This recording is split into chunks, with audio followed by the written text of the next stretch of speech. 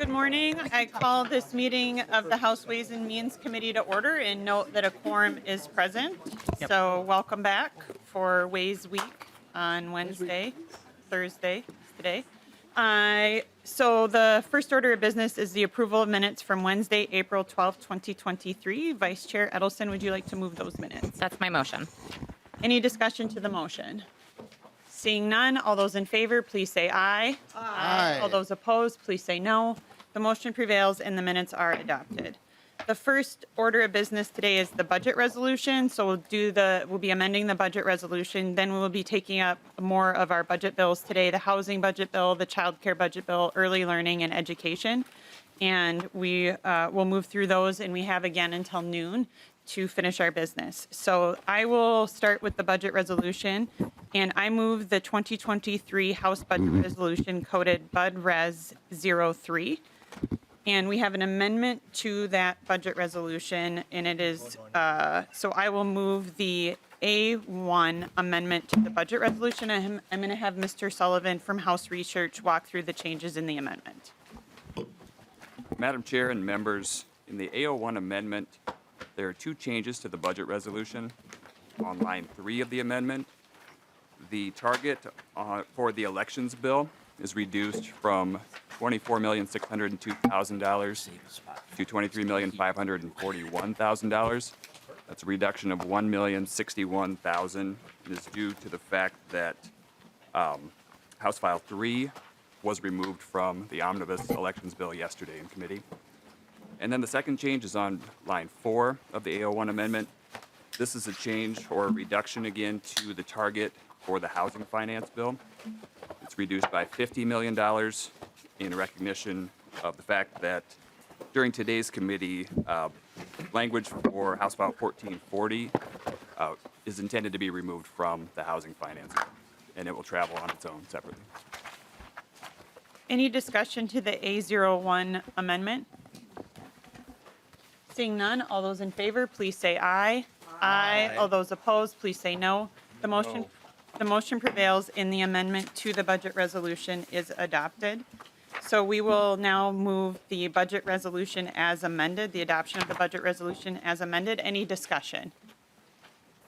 Seeing none, all those in favor, please say aye.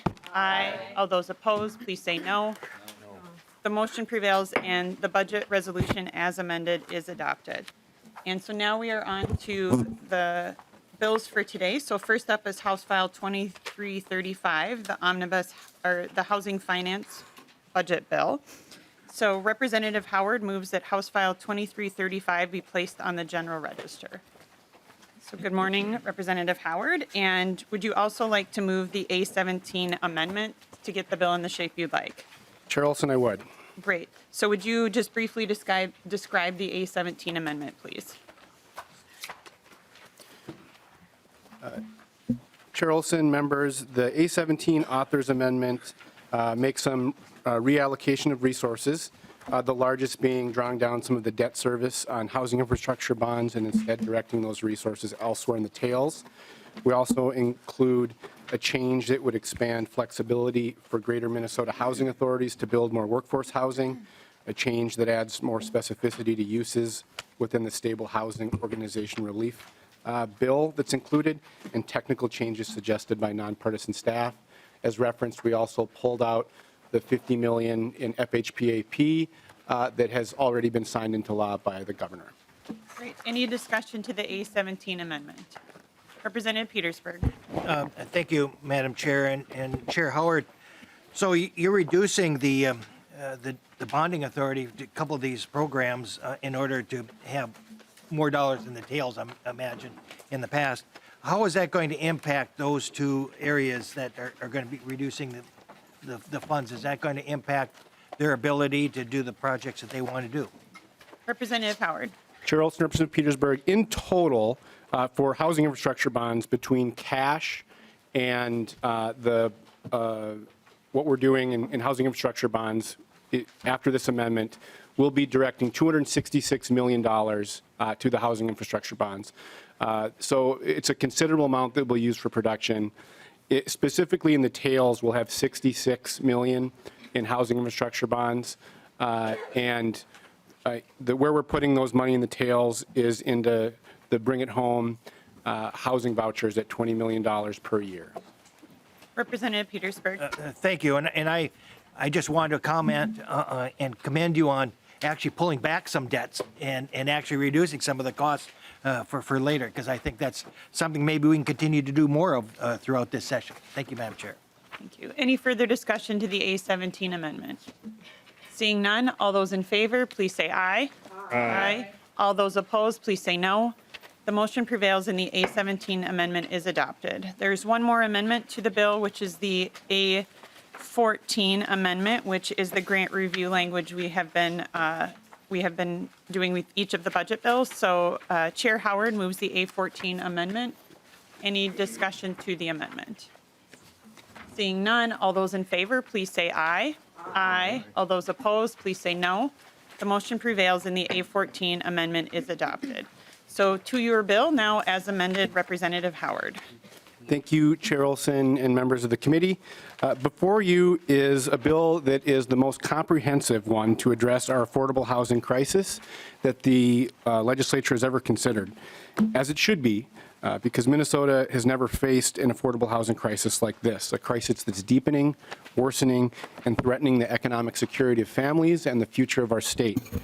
Our budget target includes a $1 billion one-time investment representing, I would argue, our state's first substantial investment that anywhere near matches the scope of the challenge we're up against. Behind those dollars will be life-transforming positive impacts for tens of thousands of Minnesotans and all the ripple benefits that come from when Minnesotans have access to safe, stable, and accessible housing. I want to highlight a few of the key priorities and funding items in this bill. First, we're going to build a heck of a lot of homes that are desperately needed to meet our crushing supply-demand mismatch. As I mentioned, this bill includes more than $250 million in housing infrastructure bonds. Those are flexible resources that will allow us to build new rental housing that's desperately needed, also homes to own that are affordable. We include significant investment in Chair Hassan's homeownership production bill to build more than 1,000 new affordable homes to own. We invest in proven programs like the Challenge program, which has been an effective tool to build housing all across the state. We're investing in manufactured housing thanks to Representative Norris's leadership. Our state's largest source of affordable home ownership is manufactured housing, and we want to make sure that we're investing and protecting that. We also fund the Greater Minnesota Workforce Program, our state's primary tool to build much-needed workforce housing in Greater Minnesota. So those are the ways we're building more homes. Two, we're preserving the homes we already have with our state's first significant investment to preserve naturally occurring affordable housing. This will help us preserve more than 4,000 homes across the state, preventing displacement, preventing homelessness, and finally recognizing that the state has a role to preserve the existing affordable homes we already have. Third, we're proposing the state's most ambitious agenda in our history to create new pathways to homeownership. I already mentioned Representative Hassan's home ownership investment grants, but HIBS, Challenge, HECAT, local housing trust funds are all programs that will help us create more homes and create more homeowners, an area where I know we've had a lot of bipartisan agreement and discussion in our committee this session. In addition, we're creating an innovative first-generation down payment assistance program, thanks to Vice Chair Agbaje, that will create pathways to home ownership for more than 4,000 new home buyers. Fourth, we're beginning our work to end children's homelessness and ensure families have the housing stability they need by funding more than 6,000 state-based housing vouchers over the next 4 years. For members that have heard about this bill in committee, you know the life-changing ability that a housing voucher has for a family who's on the brink. And as you know, only 1 in 4 Minnesota families that qualify for a housing voucher receive one. This starts to crack the surface and bring us closer to a state where all Minnesotans have access to housing stability. Lastly, this bill focuses not just on the short term, but the long term. We are making historic one-time investments in this bill, but the reality is we're not going to solve our housing crisis with one-time resources. This is the right time and moment to bring forward solutions that actually match the scope of the challenges our communities are up against. That's why this bill includes a quarter-cent Metro-wide sales tax increase to address our long-term housing crisis. This new resource would create 1,000 new units of affordable rental units per year, 1,000 new units of affordable homeownership per year, and fund 3,000 housing vouchers in the metro area, so vital to preventing homelessness for our families. Members, whether we're talking about ending the opportunity gaps in our schools, creating economic security for our families, creating healthier families, all roads lead back to home. And this bill will do more to get us there than any in the past, and I encourage your support. Thank you, Representative Howard. Discussion to House File 2335. Representative Novotny. Thank you, Chair. Representative Howard, what is naturally occurring affordable housing? Representative Howard. Chair Olson, Representative Monty, I really appreciate the question.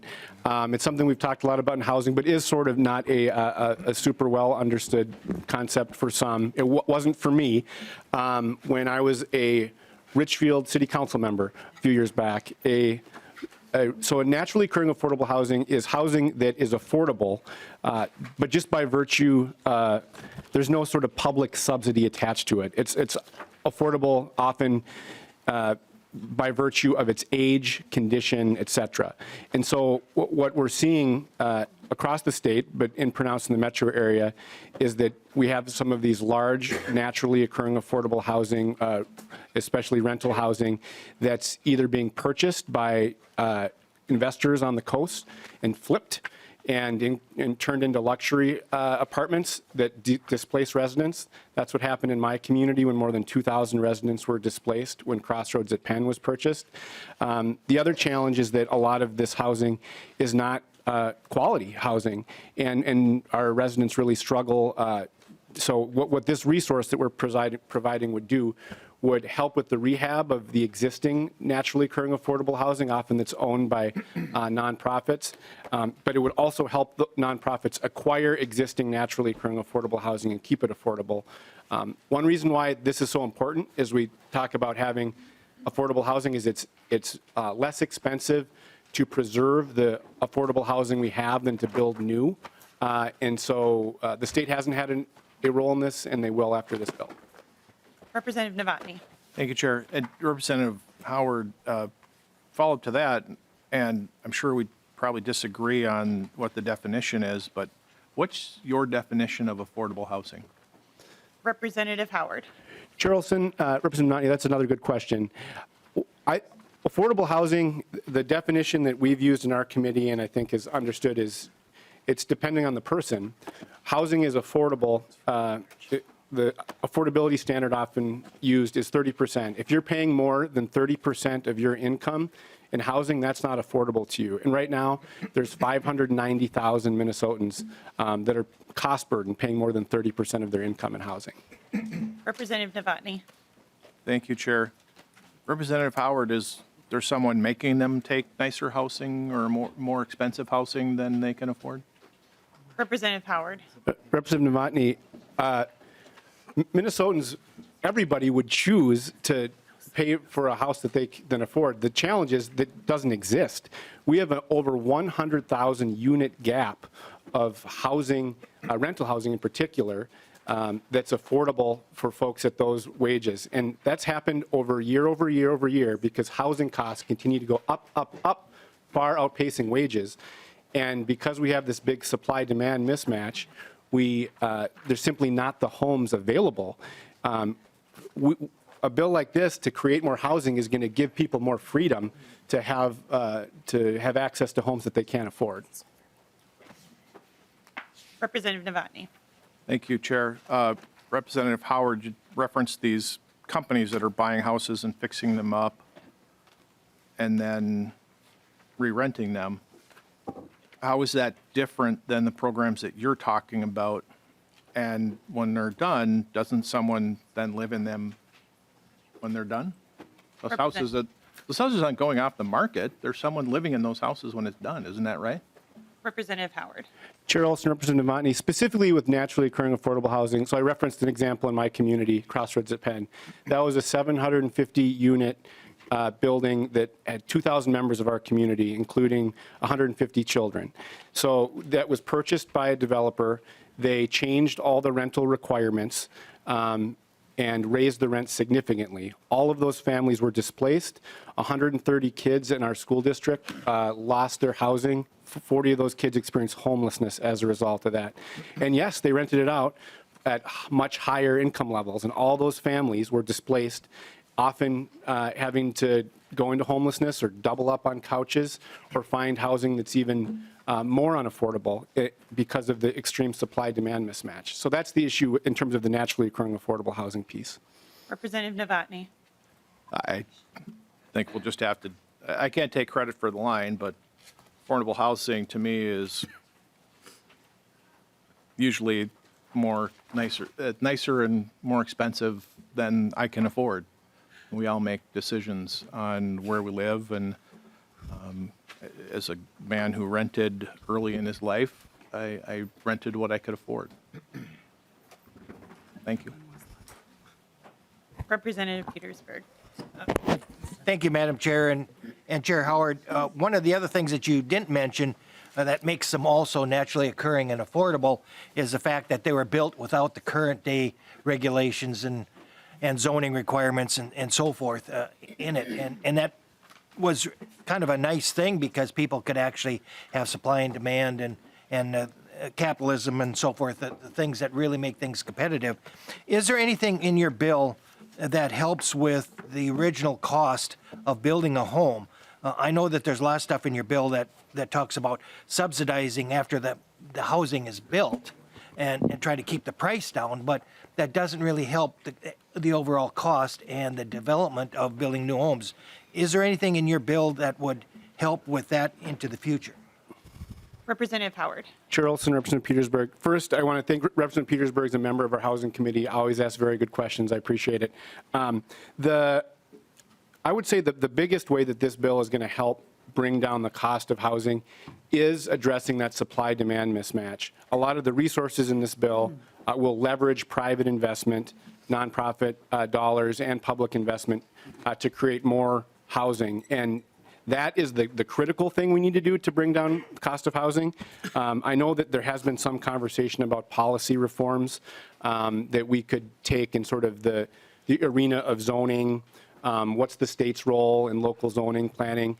There aren't many of those provisions in this bill. I do think that we need to look at that, and in a policy session next year, I'm hopeful that we can move forward a significant piece of legislation in that arena as well. Representative Petersburg. Yeah, thank you, Madam Chair and Mr. Chair. Yeah, I think that's something that we should be looking at next year. And right now, what you're dealing with is nonprofit side of it, but the for-profit side is the one that actually can do things cheaper and tends to figure out more innovative ways of being able to do it cheaper if we would just let them deal with it. And so I think hopefully that'll be in the mix as well, because I think that's a concern. I'm sorry, Madam Chair, there had a couple of other questions. I'll come back to that. Thank you. Okay. I don't have it right now. Representative Scott. Thank you, Madam Chair. And Representative Howard, I've kind of lost track, but at one time there was a bill circulating, and I don't know if it's in this bill or not, your omnibus, but it basically restricted if a developer came and wanted to build homes just to rent, there was going to be a prohibition against that, or there'd be limits on it, like you could only have, a person could only have one other rental property or something to that effect. Is that policy in here? Chair Representative Howard. Olson, Representative Scott, I think you're referring to a bill that of Representative Igbaje's that deals with corporate ownership of homes. That bill is not included in this bill. Representative Scott. Thank you, Madam Chair. My other questions were really what Representative Petersburg asked. We've seen the studies that housing that contribute to housing affordability in the state of Minnesota, and we know for a fact that 20% of the costs of building a home go to codes and restrictions and regulations, so that you could go across the border to Wisconsin and afford 20% more home just because of the overregulation on each house that's built here in the state of Minnesota.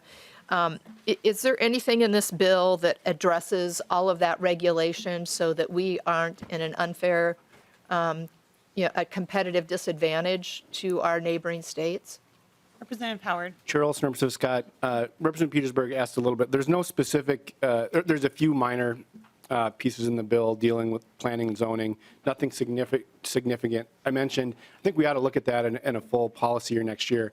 I would also add, I think if you're only looking through the prism of that issue of sort of local planning decisions, I don't think that fully explains sort of the costs and benefits and what we look at in sort of our housing market here in Minnesota, either in greater Minnesota or in the metro area. I think that if we're going to truly address our supply-demand mismatch, we need to build more housing. That's the critical thing that's going to help us bring down costs. But there's nothing interim specifically or comprehensively in the local planning and zoning realm in this bill.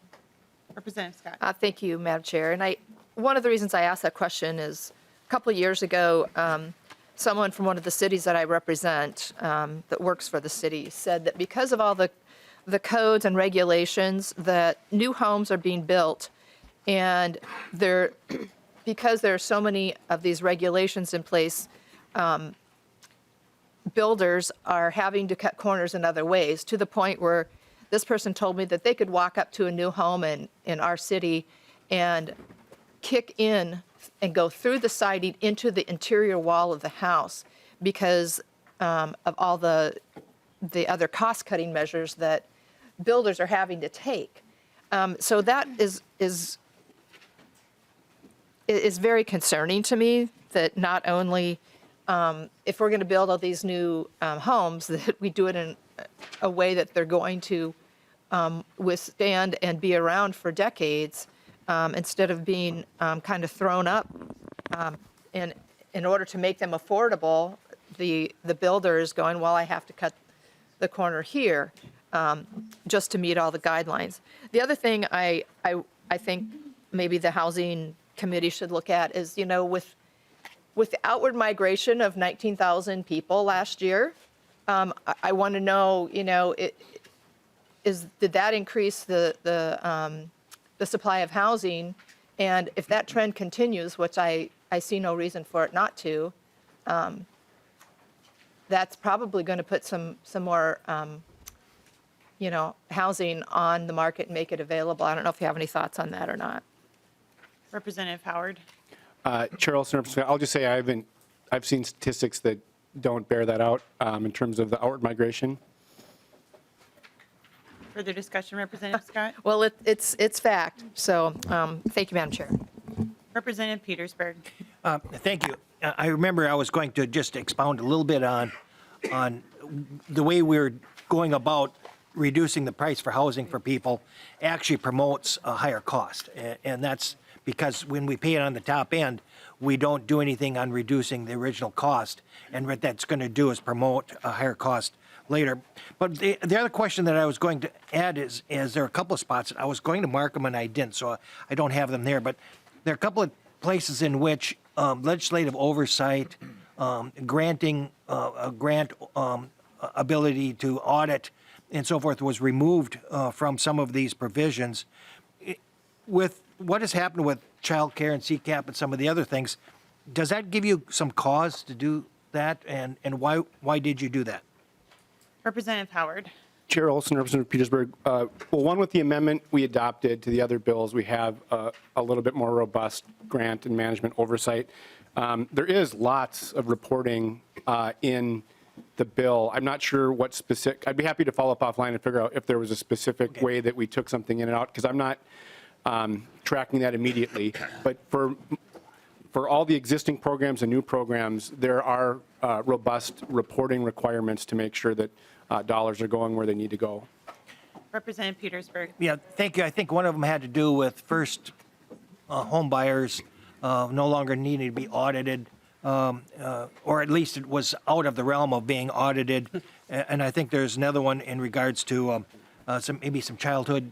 I just remember childhood housing that no longer required grant oversight. So those are just some things to consider. I just didn't know why you were doing that, and I wanted to bring to your attention. Thank you. Further discussion. Do you have anything more, Representative Petersburg? No, I'm fine. Okay. Representative Agbadje. Thank you, Chair Olson. Thank you, Chair Howard, for bringing this forward. I just had, if you could just help expound a little bit more on kind of the ways that we're supporting public housing through this bill. I don't know if you talked much about that. I was a couple minutes late, but if you could just talk a little bit more about that and probably maybe the intersection with the housing infrastructure bonds that were included in this. Representative Howard. Chair Olson, Vice Chair Agbadje. I mentioned the naturally occurring affordable housing fund, which potentially could be accessible for public housing.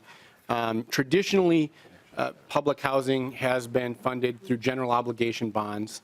I have had conversations with Chair Fu Lee about this work.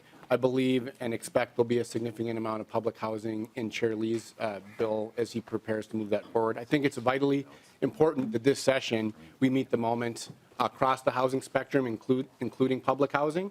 And so I think a bit of it's a question of in which bill, in which forum, but it's vital that the legislature meet the moment.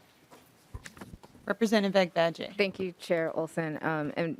Chair Howard, is it also possible, do you think that housing infrastructure bonds might be another appropriate mechanism to continue to support public housing?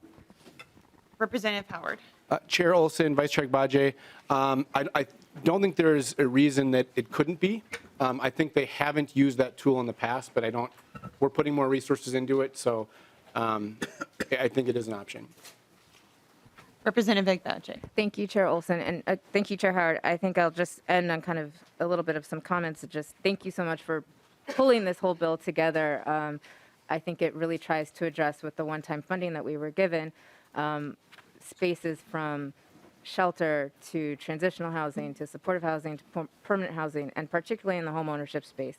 I think that's an area, particularly in the state of Minnesota and throughout our country, that we've seen a lot of detriment in the ability of more people to afford their homes. And I think we do a strong service to Minnesotans to ensure that there is that funding and support to be able to move into homeownership, because we know that that's a space where you can be more safe and secure and stable in your home. But at the same time, we're also making sure that people who may not want to be homeowners or maybe are not yet quite able to afford a home still have the opportunity to live in dignified and safe housing, particularly through the naturally occurring affordable homes program. And so I just want to continue to thank you for your work that you've been doing. We've engaged so many stakeholders, some who are for us and others less so. But I think this is a moment that we are meeting with the resources that we do have, which have been, I think, the biggest in a really long time, to really kind of show Minnesotans that we care about them and that we want to ensure that they have the most foundational aspect that they're ever going to have in their lives, which is dignified, safe housing. So thank you. Further discussion. Representative Heinzman. Thank you, Chair. Representative Howard, I don't specifically have a question, just a couple of comments. Listening to the discussion this morning, I haven't read the bill. I'm not on your committee, so I'm just kind of learning about some of the things that you're working on in here as I've been reading the brief and listening to the discussion. The naturally occurring affordability element in this is interesting to me, hearing that just recently over the last few weeks, kind of maybe even this session for the first time. And part of what I think might help folks if they're watching and wondering what are the actual physical characteristics of affordable housing, I think I can speak to that, at least, in greater Minnesota.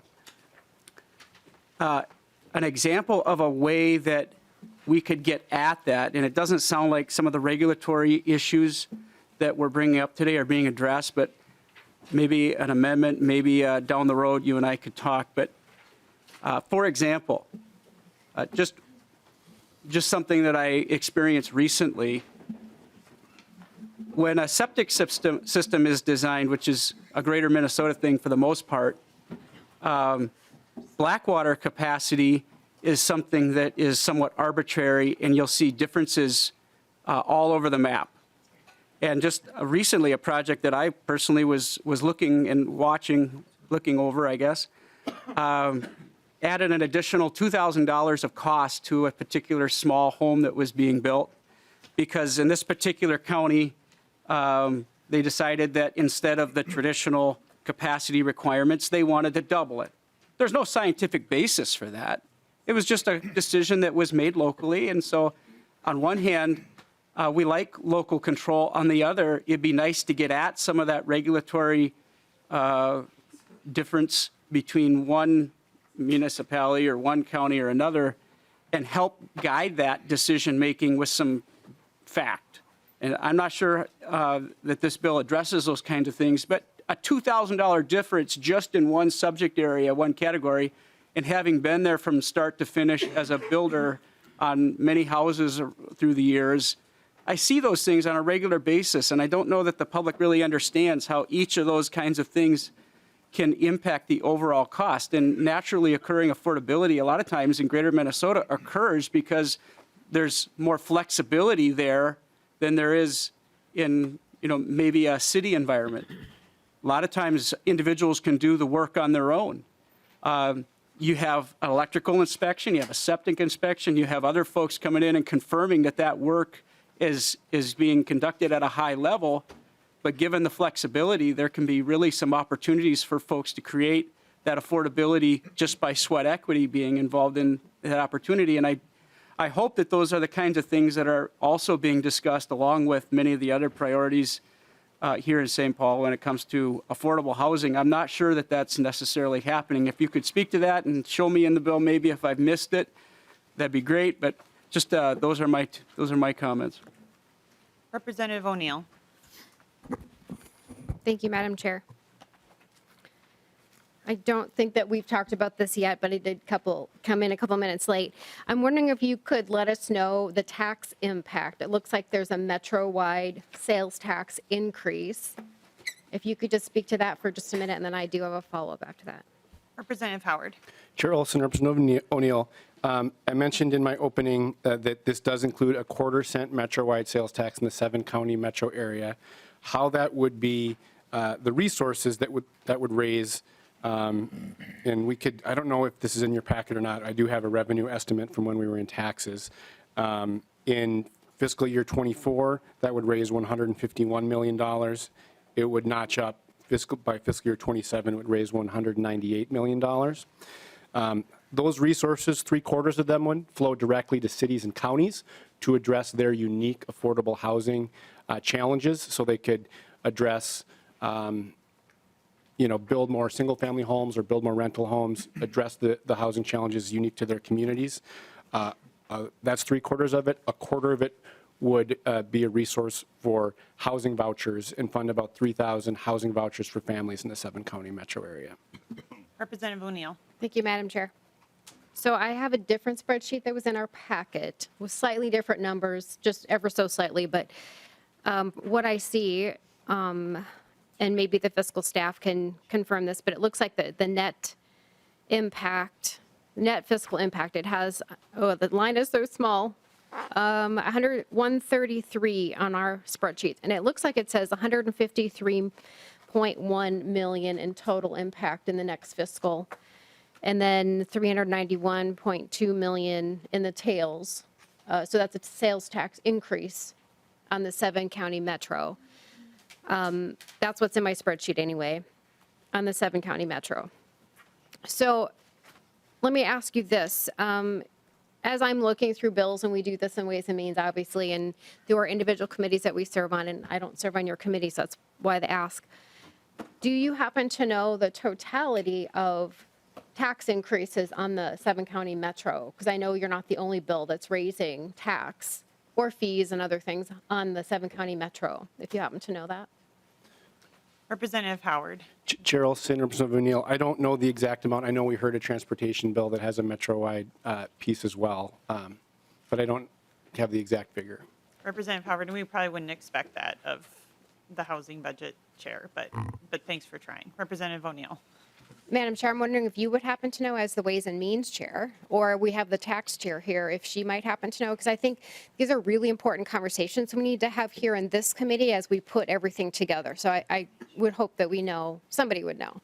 Well, Representative O'Neill, I think as every budget bill comes through, we will be able to examine those. And we had discussion yesterday with the transportation chair about the metro sales tax. We have not yet seen the tax bill yet, so I don't think we can say in totality about anything. But I think that is valid to ask every budget chair as we go through that question about within their budget area what they do.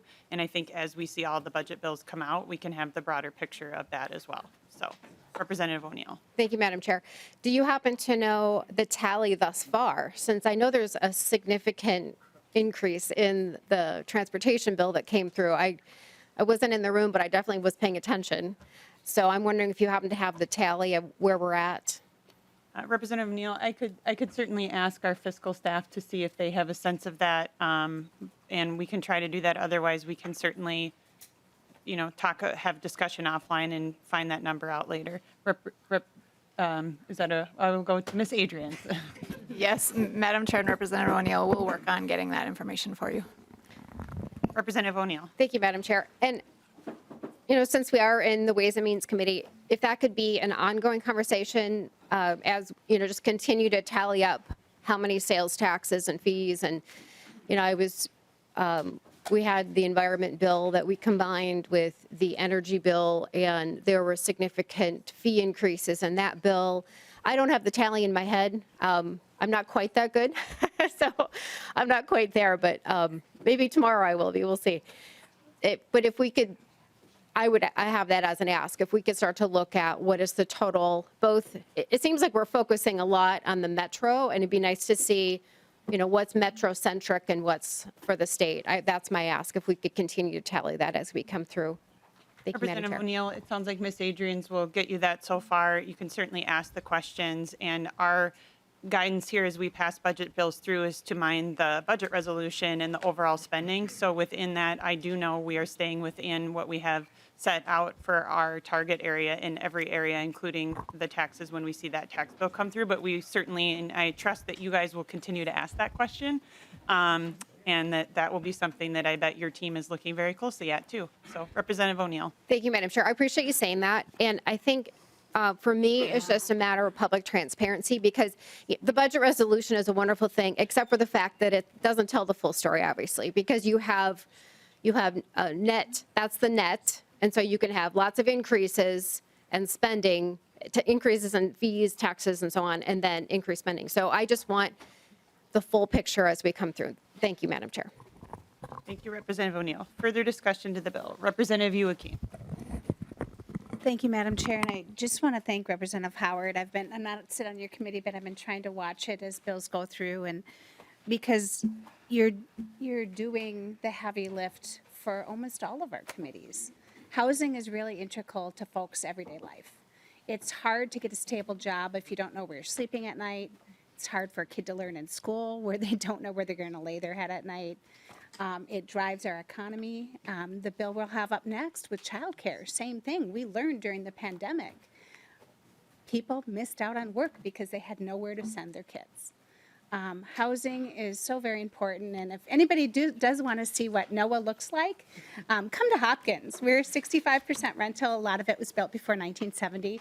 You can still find a one-bedroom apartment there for $900, which is still more than somebody making $15 an hour can afford comfortably.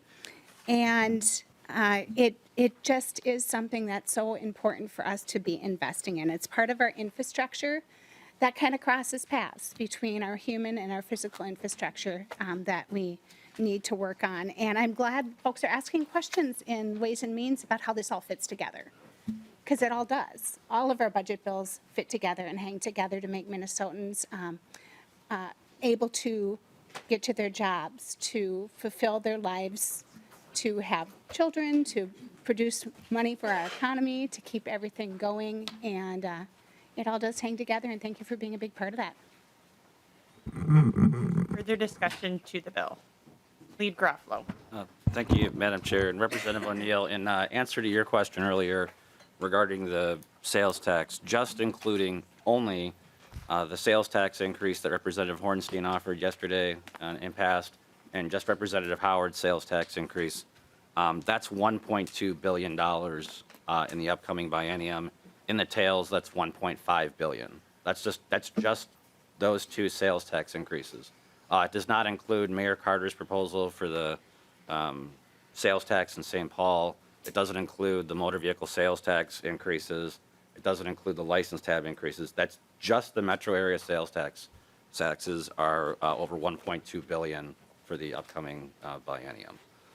Madam Chair and Representative Howard, assuming that Representative Hornstein's bill becomes law and yours does as well, the sales tax in Hennepin County will be 8.53%.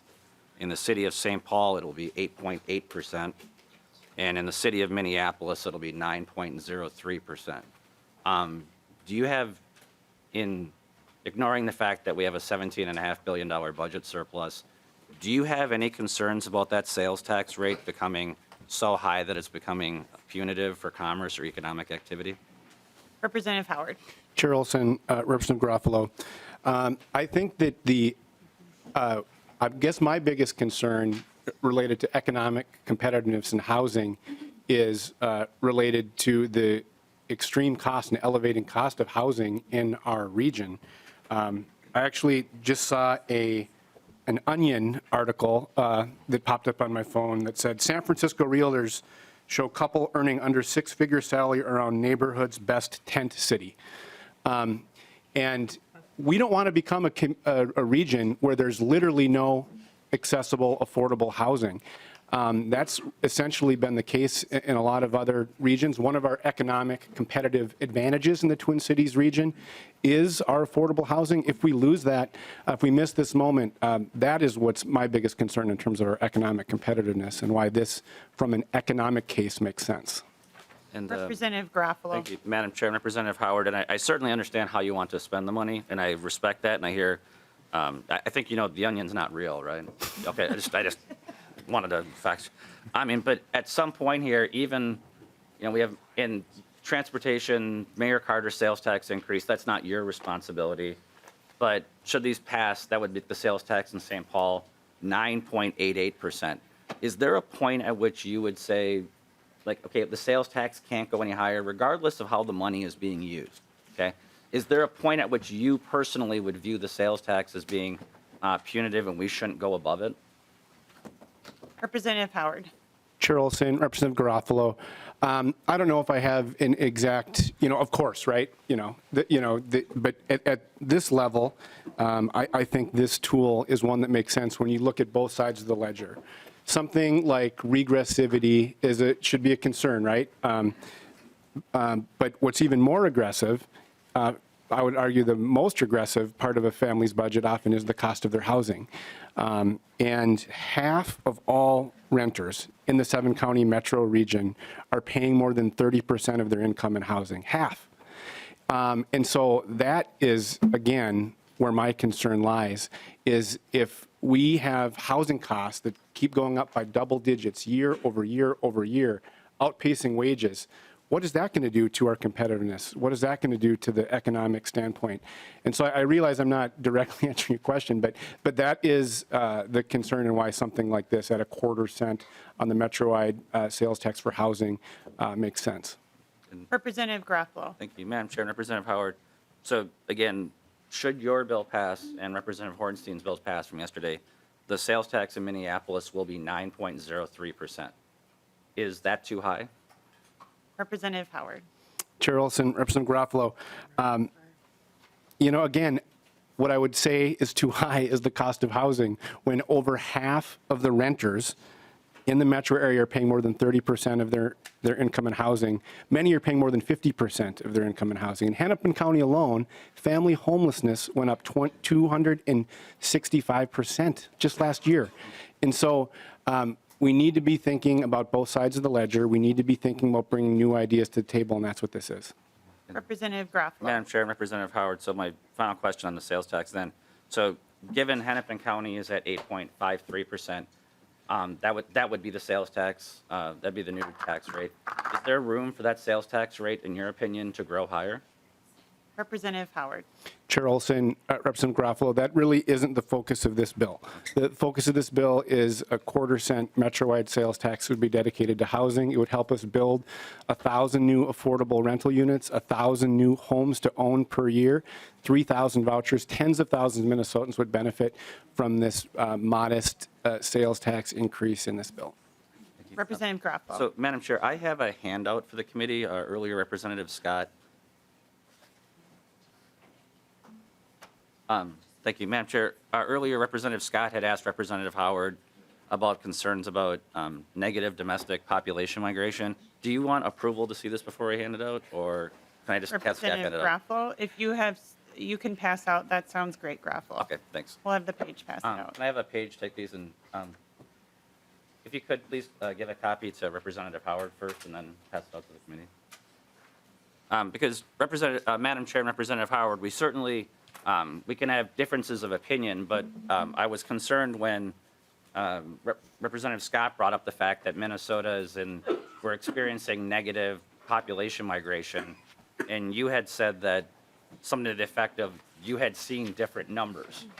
And I'm not going to ask you what those numbers were, but suffice it to say that someone tricked or misled you, because that's not happening. The numbers that you have in front of you, and I guess maybe I'll wait a little bit for. Representative Garofalo, are you going to tell us where you got this, the citation of it? Okay, great. Yep, so- Representative Garofalo. Thank you. And so, Madam Chair and Representative Howard, this is from the U.S. Census Department. That's what these numbers are. And what the column on the left shows is negative population migration. So this is the amount, if you take the number of people who left Minnesota to go to other states, and then you subtract from that the number of people from other states who have come to Minnesota.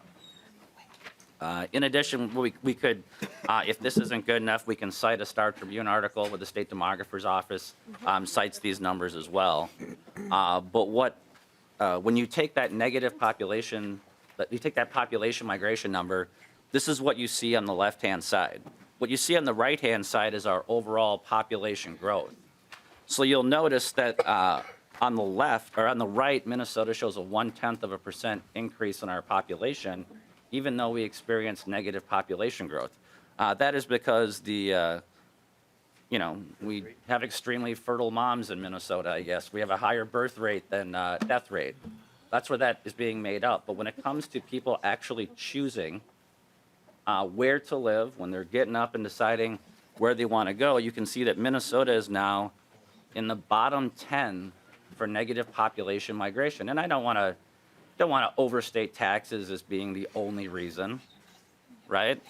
There's lots of reasons why people choose. Representative Garofalo, I just want to remind everyone that we're on House File 2335. So I understand where you're going with your comments, and I think we've been pretty lenient with you passing it out. So could you please tie it back to House File 2335 and the Housing Budget and Finance Bill? Thank you. Representative Garofalo. Thank you, Madam Chair and Representative Howard.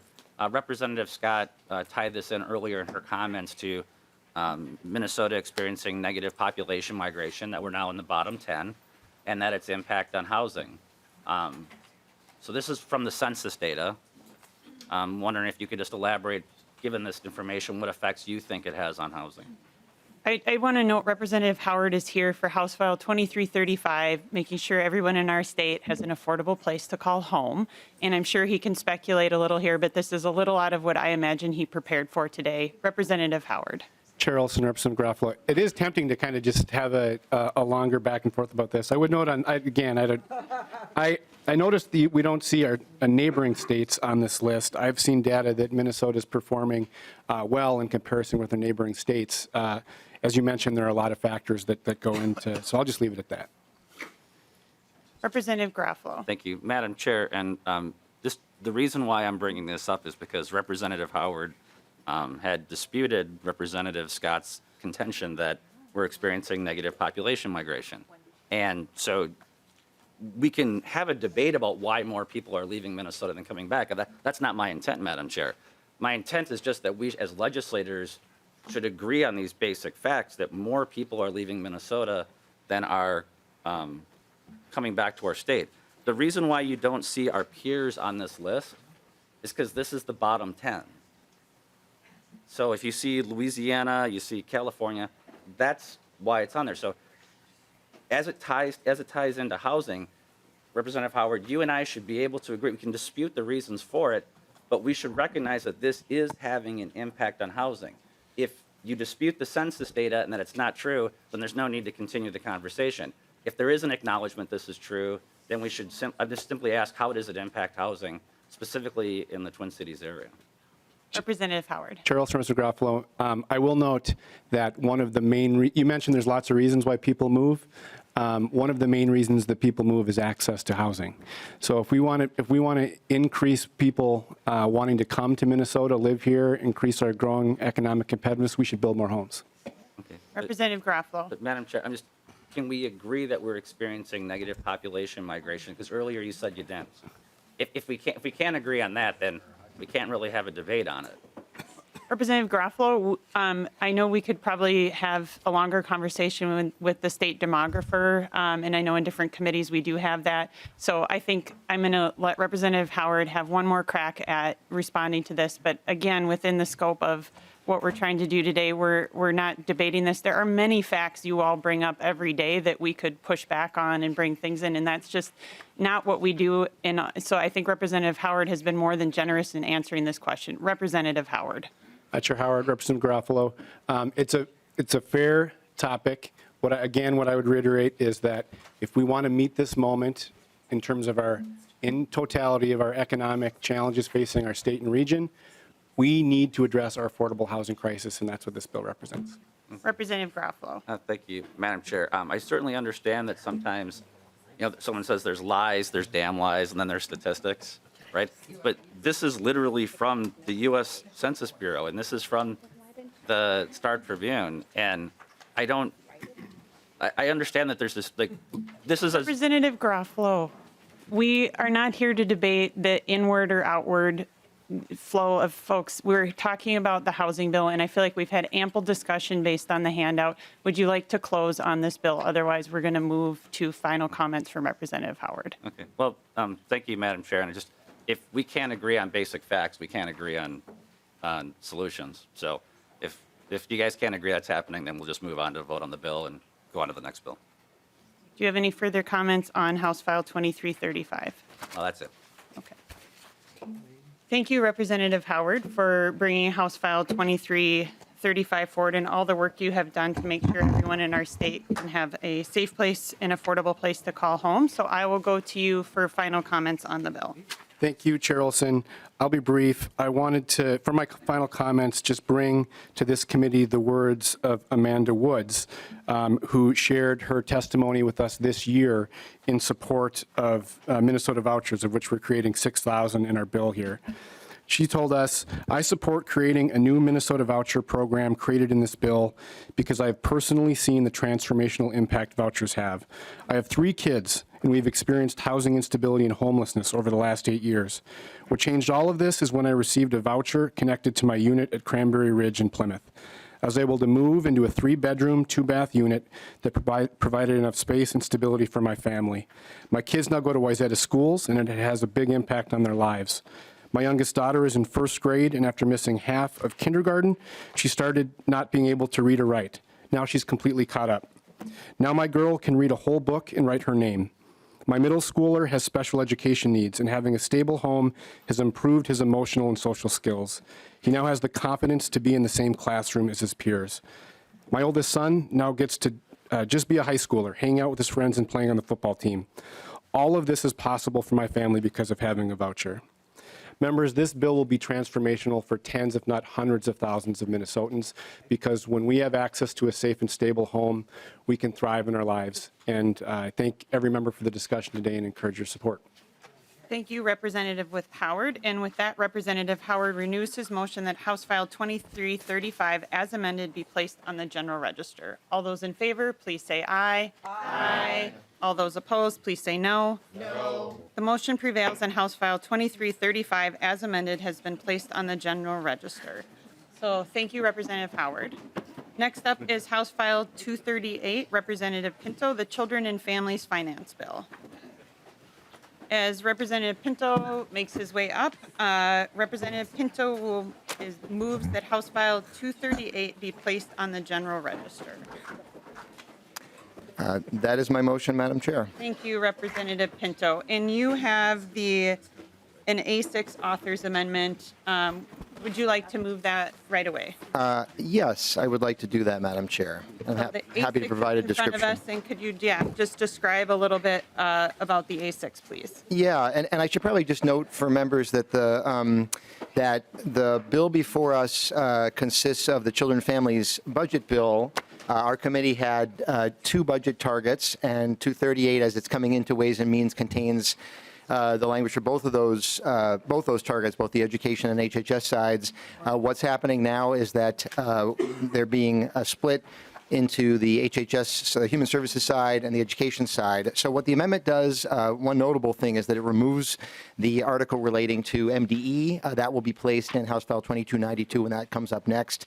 And then on the Human Services side, the A6 amendment moves several programs from being ongoing to being one-time, makes a child care staffing regulation temporary, adds a clarification on employment issues with respect to the new Department of Children, Youth, and Families, makes some updates in fiscal areas, clarifies some data privacy language in that new agency, for which I thank Representative Scott and ongoing conversations there, corrects a number of errors, and that's what the A6 does. Thank you, Representative Pinto. Discussion to the A6 amendment. Representative Kresha. Thank you, Madam Chair, and thank you, Representative. So, and I was just looking, which line specifically deletes Article 9? I know you're doing, this was part of the discussion we had the other day on the floor. I just want to make sure I'm getting it right as well. Representative Pinto. Thank you, and I know that I should be able to find that very easily. Oh, here it goes, line 6.4, Representative Kresha. 6.4. Representative Kresha. 1 second. Very good. Thank you, Madam Chair, and thank you, Representative Pinto. Any further discussion to the A6 amendment? Seeing none, all those in favor, please say aye. Aye. All those opposed, please say no. The motion prevails and the A6 amendment is adopted. There's one more amendment, which is the A7 grant review amendment we've seen a few times already. So with that, Representative Pinto moves the A7 amendment. Any discussion to the A7 amendment? Seeing none, all those in favor, please say aye. Aye. Aye. All those opposed, please say no. The motion prevails and the A7 amendment is adopted. So to your bill as amended, Representative Pinto. Thank you, Chair Olson. Thanks, members of the committee. And Chair, I commend you for how you've grouped these bills together, because the theme today really is about getting every child in our state off to a great start. That means learning and development from birth, high-quality early care and learning, on up through K-12. We're going to be addressing Chair Youakim's bill shortly. It means providing a stable and affordable place to live, or ensuring that children have that. That's so critical for child development. That means permanent housing and the housing budget bill. We just heard the great presentation by Chair Howard on that. And then stability and support for those who are between permanent housing, those experiencing homelessness, which is absolutely critical, again, for brain development, for healthy start. It means food. It means safety. It means economic supports for families, including getting back to the high-quality child care and early learning, so that parents can work in order to pay the rent and pay the bills, and to address the workforce shortages that we're well aware of in our state. So all that is about getting kids off to a great start. As I said, our bill that came in comprised of two separate budget targets, and is now consisting of two separate bills.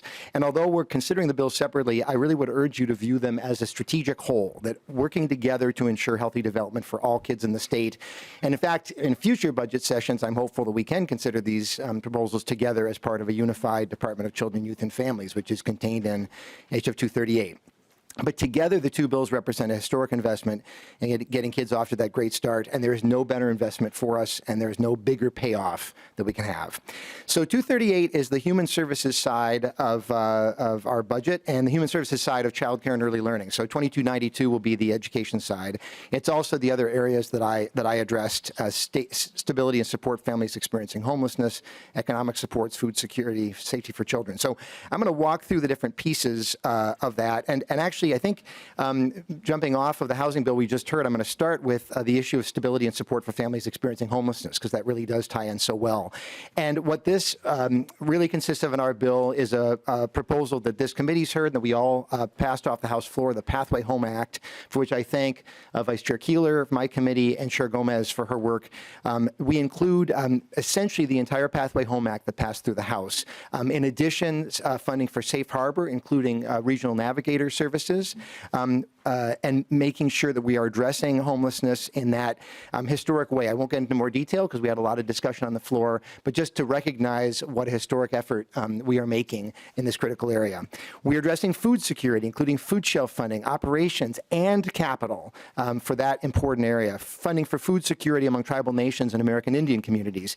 SNAP outreach, so that we're making sure that families are taking advantage of the food benefits that they have at the federal level and taking advantage of a federal match in that area. Even diaper distribution from Representative Hicks, a proposal from her, which is just about as critical as food when you've got a young baby, when you have a baby. Safety for children, we are fully funding the implementation of the Families First Prevention Services Act, including strong kinship supports, as well as informal kinship supports. We know how important it is for children to be with their kin, to be with family. We're funding a major series of child welfare initiatives involving tribal nations and American Indian communities. We have a new child protection track to address sex trafficking by a non-caregiver. At the moment, right now, if there's sex trafficking by a non-caregiver, there has to actually be an interview with the sex trafficker under our current rules because of how child protection statutes work and a lot of ways in which it is really not victim-centered and not trauma-informed. We want to fix that. And then a series of initiatives to provide support after foster care. We also have an area, a focus on economic supports, including 6-month reporting for the Minnesota Family Investment Program, so families don't have to keep on coming in every month. Reform to sanctions and eliminating the diversionary work program, which has been found to really be unnecessary. All these are under the leadership of Chair Noor, for which I'm grateful. We have a cost of living adjustment for the MFIP housing benefit. We're expanding MFIP eligibility for immigrants experiencing sexual and domestic violence. We're expanding the Family Assets for Independence in Minnesota, or FAME program, which helps families to gain more independence through having their own assets and expanding. We're expanding community action programs, expanding funding for that, and establishing community resource centers. This is an initiative from our counties that they've been calling out for as a place for families who are in low income to be having services and support in one place and getting the support that they need. And then I do want to talk about childcare and early learning, and we've had a couple references to it. We are increasing CCAP rates. Members will remember House File 13, which increased rates to the 75th percentile. That is included in our bill. And we're providing childcare to more families. We're increasing funding. We're reprioritizing the waiting list for counties to get more care to families. And we're expanding to foster parents, to relatives, to caregivers experiencing a mental health crisis. We are providing support for family, friend, and neighbor care, an initiative from Chair Howard, providing quite a bit more support for child care providers, one-stop assistance, shared services alliance, IT grants, continuous licensing for our hardworking family child care providers, centralized registration for CCAP. And critically, we are providing support for the people who are doing this work. Teachers, early childhood educators have the lowest wages of anyone receiving a high school diploma.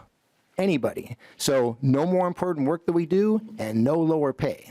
These are disproportionately women and women of color. And so we have the Great Start Compensation Support Program to continue the monthly payments that providers have been receiving, to say that this is something that is a public good and it deserves and needs public support. About a third of these folks are on public assistance themselves, and having them be lifted out of poverty will not only improve outcomes for our children, but also will improve outcomes for them as well. And then finally, we have strengthening and reforming the system, a series of proposals. We're partnering with our sovereign tribal nations in a number of areas, as you've heard. We're finally investing in necessary administration in this area, including significant IT investments. We have a lot regarding program integrity, including the language from House File 13. And we are looking to combine the very multitudinous child care and early learning programs out there into unified Great Start scholarships over a number of years. And that's connected to the new agency that I referenced, the Department of Children, Youth, and Families. There is a lot here, and I'm sure we'll have a lot to discuss. I really want to note note the way in which, though, combining the prior bill we heard and the bill we're about to hear, how this is all a unified system to say that when we get kids off to a great start, we all benefit, and I look forward to the discussion. Thank you, Chair. Thank you, Representative Pinto. Discussion to House File 238. Representative Scott. Thank you, Madam Chair, and Representative Pinto, thank you for your work on, your bill, and also thank you for working with me on the data provisions. In standing up this new agency, as we've discussed, there's a lot of information about kids, families, parents, that's going to be going back and forth, and so we want to make sure that it's as secure as possible. So I look forward to continuing our work on that. I wanted to address a little bit, now that we've adopted the A7 and we've been adopting these amendments for financial review or nonprofit grant recipients required. And I'm just wondering, in light of feeding our future and some of these issues, with this amendment now in place, do you think that if this amendment had been in place prior to the Feeding Our Future issue, would this have prevented that? I'm looking through the amendment. I'm not 100% sure that it would have. I'm not sure what the red flags would be, as I'm reading over this amendment. And I know that, this amendment wasn't your language. It's being adopted on almost every bill. But I'm just wondering if you have any thoughts on how that would have melded together had this been in place. Representative Pinto. Thank you, Chair. Thanks, Representative Scott. And as you're aware, Representative Scott, I work outside the legislature as a prosecutor, and there's going to be bad actors, right, out there, regardless of what we're going to do. And the issue is we want to make sure that we have a series of checks along the way to address that bad behavior as quickly as possible and to address it, right? So I do view this, I don't know specifically about this language as applied to that situation. I mean, for one thing, it's a different agency, right? This language is going on for Human Services. That was with the Department of Education. But in terms of, but of course, this will be going on in future bills as well. The first step, right, is to have an evaluation as there is a grant applicant, which is what this does.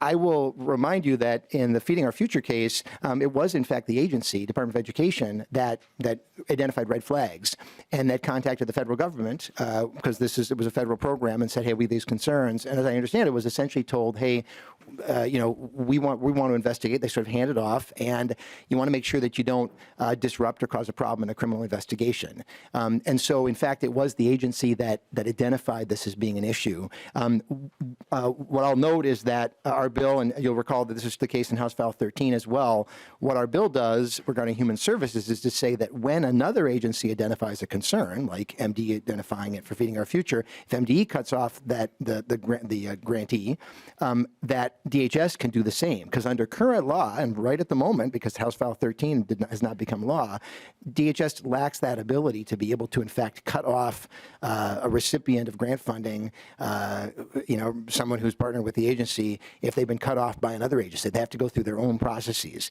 So House File 238 at this point, and I'll be able to find the reference momentarily, gives the agency the power to do that. So I'd say between the A7 language at the front end and then this ability to cut off fraudsters who've committing fraud in one area, and then cutting them off in other areas, it goes great strides, I would say, to addressing these concerns. Representative Scott. Thank you, Madam Chair, and thanks for that explanation, Representative Pinto. I mean,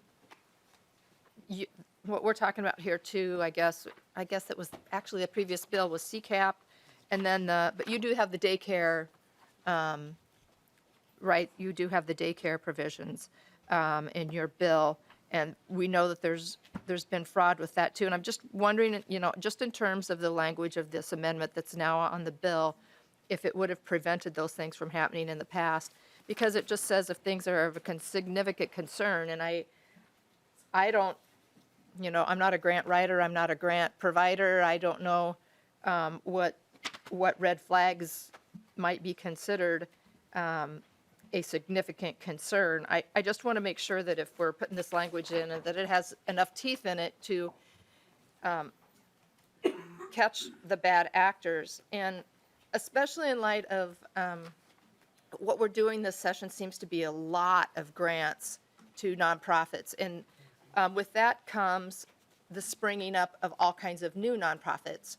And I do see that this amendment does address folks that don't have like a past history to look at and to see if they're in good financial standing from the past. But my concern is, preventing the new folks that are springing up, or just making sure that they're not going to become bad actors.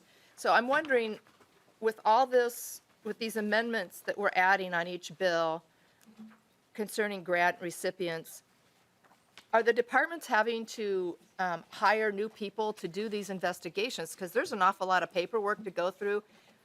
All these multiple nonprofits that are going to be applying for grants. I'll go to Representative Pinto, and then I also know, just to speak to the A7 and some of the work that's also being done, not just in this area, but in the state government finance bill as well. So I maybe will have Chair Cleavorn, if you feel comfortable with that too. So do you want to just speak to some of the broader work that's going on to that, Chair Cleavorn, and kind of how it dovetails with the A7 amendment? Thank you very much. And I'm going to thank Lead Nash for his cooperation and work on this as well. In the state government bill, which passed out yesterday with not unanimous support, it has a significant portion of that bill which has to deal with putting in a system-wide enterprise grants management oversight system so that we can look at the totality of the individuals applying for grants, and we will be able to see patterns that emerge. And currently, right now, with our outdated systems, we don't have the ability for one agency to talk to another agency, so it's very difficult to see who these bad actors might be. And so with a more integrated and updated system, and the importance of this amendment that is going on for this oversight, we would have a better way to catch or to see at the maybe a beginning, because as Chair Pinto said earlier today, there will always be bad actors, but we need to be able to get them early and get them out of the system. And as Chair Pinto mentioned also, and I would like to reiterate, it was the department that caught this and brought it forward. And then the channels and protections that are in place kicked in and these bad actors were caught. But we want to make sure that they don't have an opportunity to enter the system at any place.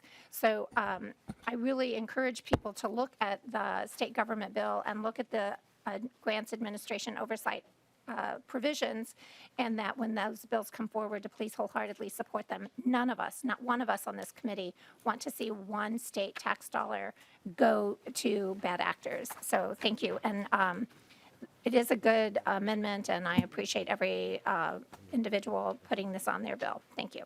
Representative Pinto. Thank you, Chair, and thanks, Representative Scott. Just a reminder, too, that the now 5-year-old issues that were identified regarding CCAP in the OLA report at that time from 2018, just a reminder that, or maybe, I guess the 2018 was when the report was being conducted and released in 2019. At the time, we made many changes in terms of program integrity, both for CCAP and for a number of other programs as well. They received bipartisan praise. We enacted them in 2019. When House File 13 came through here, I remember passing out a listing of those. So what we're doing in HF 238 now is even going beyond that, adding even more, which is a little bit separate maybe from the grant issues. So identifying, addressing this from a number of different angles, just to provide some reassurance. Representative Scott.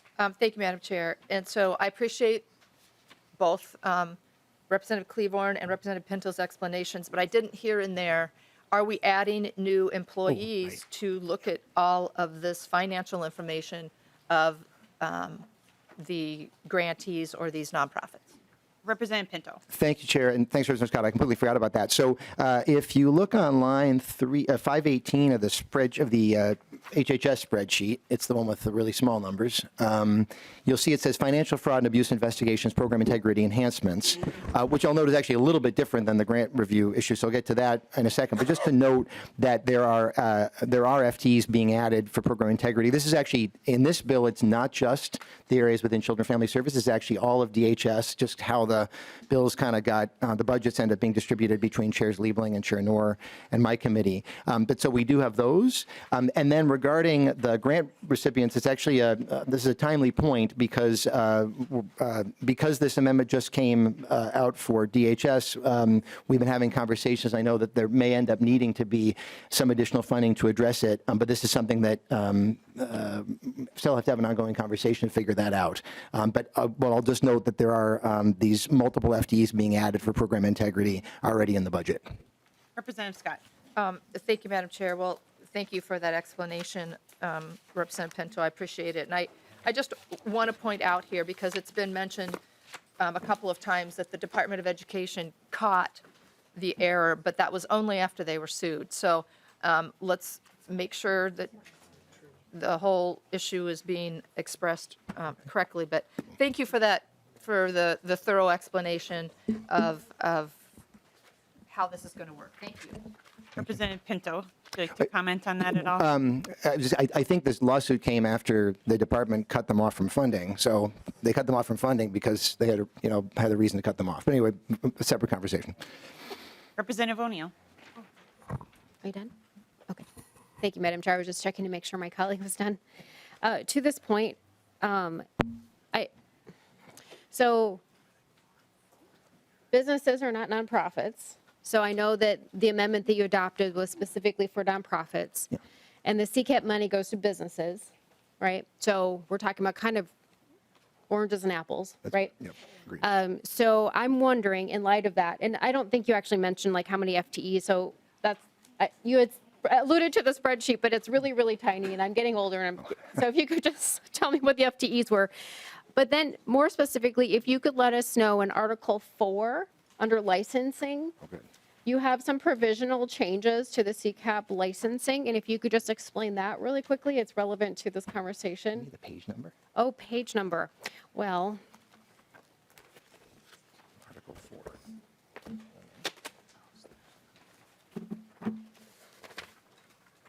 let's see, Article 4. I don't know. I can't find Article 4. Article 4 starts on 90. Let's see.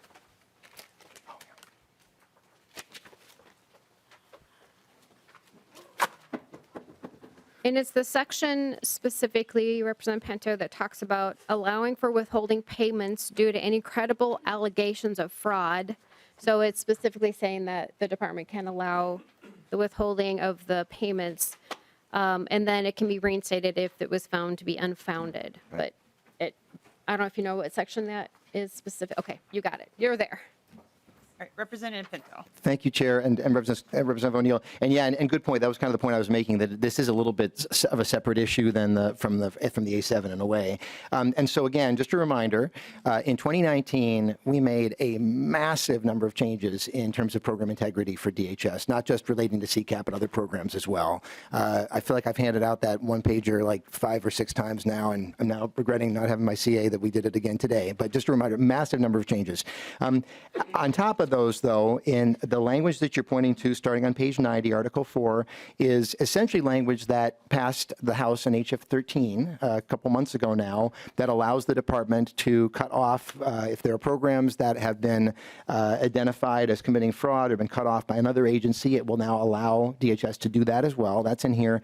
And allow for temporary withholding, as you pointed out, middle of page 92, line 92.16, allowing temporary withholding if there's even a credible allegation of fraud. And so this will, in fact, expand the ability beyond what already exists, which, again, is quite ample. I mean, a lot of changes since I feel like I keep on hearing references to there being concerns with the CCAP program. That was 4 years ago. There have been lots of changes, lots and lots and lots that got a lot of support. But in addition, you're right that there's a couple pages here worth pages 90 to 92 that provide even more ability, not just relating to CCAP, but all DHS programs. Representative O'Neill.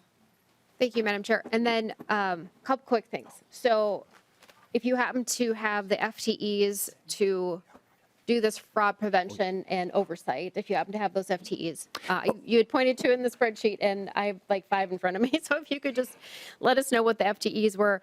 And then the other thing, when you talk about CCAP and, we have kind of a mass exodus, and I'm sure you've talked about this, I'm not on your committee, but a mass exodus of the little small in-home daycare centers closing. And quite a few of them were my friends, and they're explaining how onerous it was. And I'm sure you've talked about this in your committee.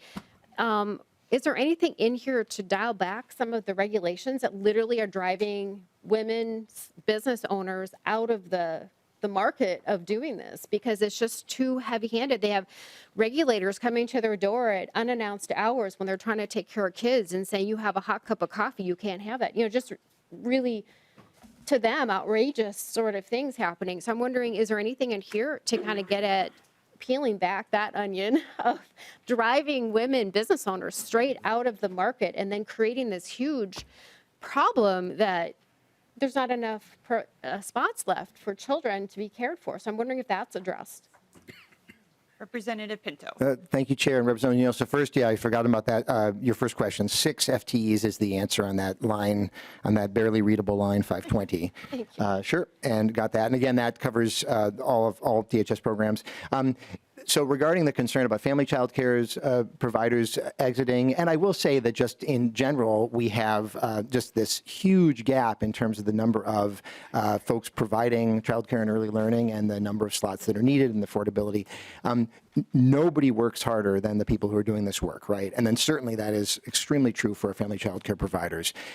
There's a lot in the bill to provide support for them. I mean, starting with this making the economics work a little bit better. I might say making the economics work less bad, because the economics of child care and early learning just are entirely broken, and that's part of the reason that we're losing the folks doing this work. So we're trying to provide at least a little bit of economic support to make the numbers work a little better. And there's shared services alliances, so that if you're trying to sort of run your business, you can partner with a number of other family child care providers and sort of do some of the back office stuff to be able to share the work and a number of things like that. And then, so there's a number of these points to provide support. There is a regulation modernization effort happening right now with the family child care regulation. So there's work done. We funded in 2021. It's a several-year process of having family child care providers and other stakeholders, families and others, review the regulations and say, this is what's working, this is what's not working. So that will be coming out very soon. That's something that sort of was previously funded, so it's not directly addressed here. We want to be careful with regulations, though, right? We want to make sure that regulations that are getting in the way of somebody doing their work and aren't helping kids, we certainly want to get rid of. On the other hand, the things that really change the economics are changing child-teacher ratios. And, I don't know, if you got 4 infants, and that's 4 infants to 1 person, I think going to 5 or 6 infants starts getting pretty dangerous and getting away from high quality, which is what we get when we talk about getting kids off to a great start. So it's a balancing act, but yes, there's quite a bit in here for our hardworking family child care providers and others who do this work. Representative O'Neill. Thank you, Madam Chair. Thank you, Representative Pinto. We certainly don't want children to be at risk, and I think that's sort of what you're getting at. And that's at least the characterization that I've heard from friends and family and their friends, quite frankly, that are in the business. It wasn't really so much the things that you're stating. It was just this unannounced at the door. They're trying to take care of kids. Regulators are at the door. They're asking about things that are, in their view, unimportant and not related to safety of children and things like that. So I'm glad that there's something moving in that direction. I think that is one of the bigger reasons of why, at least people that are telling me that one of the bigger reasons why they're leaving. And I'm sure more money helps, but it doesn't help you can't have a hot cup of coffee around a child or something like that. I mean, just some basic simple things.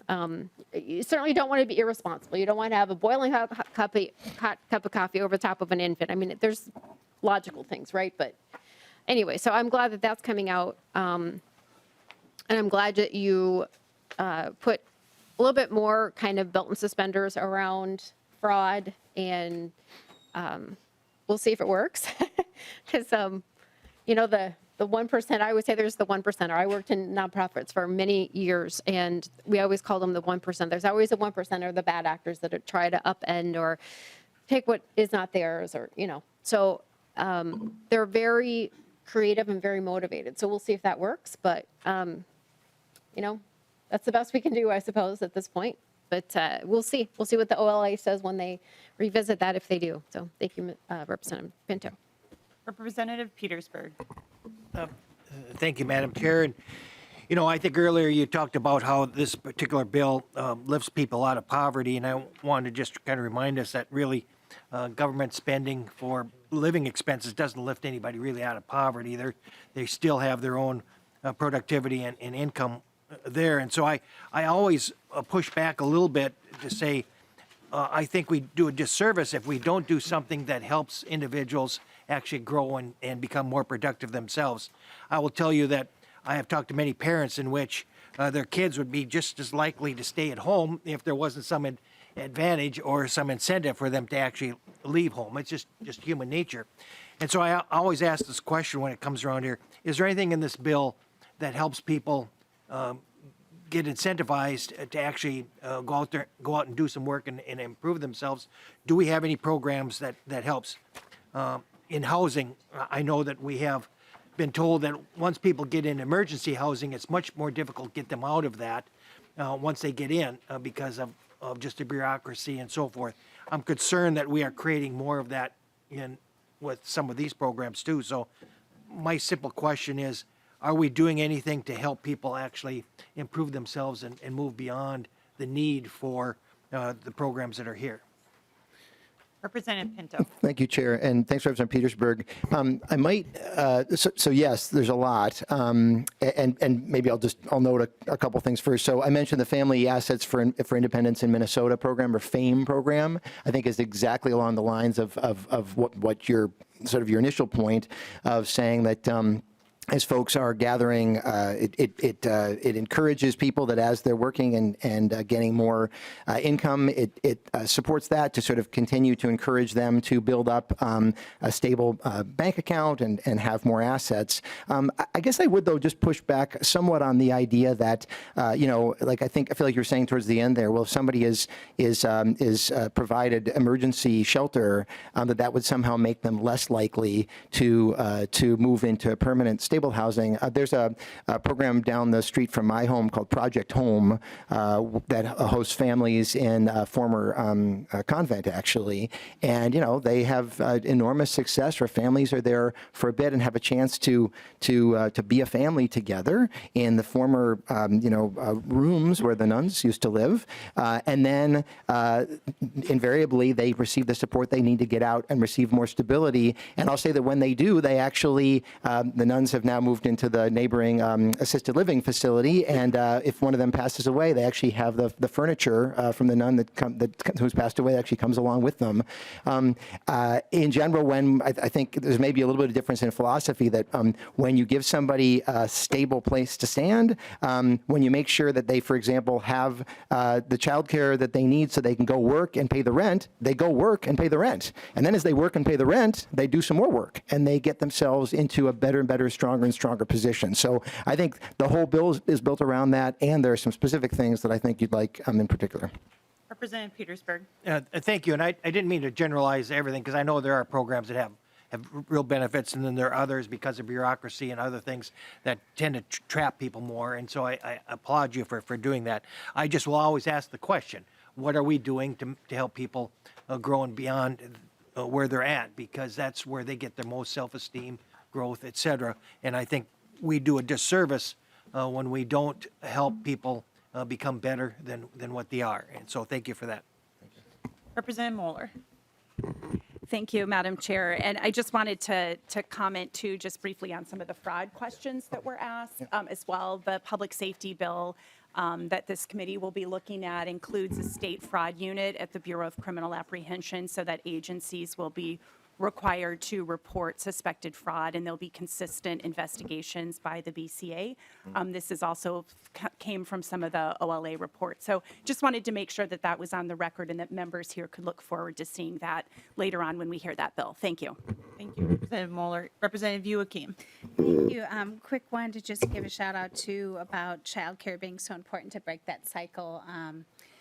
I have an organization in St. Louis Park that's called Perspectives, and folks here might know of it because it was in a bonding bill a few years ago to expand their intake center and include, as they build out, to include childcare. It's an organization that takes women straight out of homeless shelter, houses them for up to 2 years, provides addiction therapy, job training, and then really takes care of their kids too, to catch them up in nutrition and school.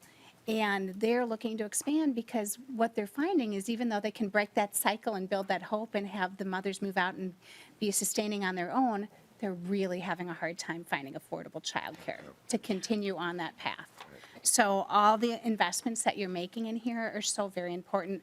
I did have one quick question because when I was reading the bill brief last night, what caught my eye, which I found was really interesting, was the electronic checklist for child care providers. Because, so when I was on city council and we'd, have to do health and safety inspections for buildings because codes are important. We don't want buildings to fall down on people. So, but with our rental inspections, we made sure that we provided the checklist ahead of time because we wanted people to be successful.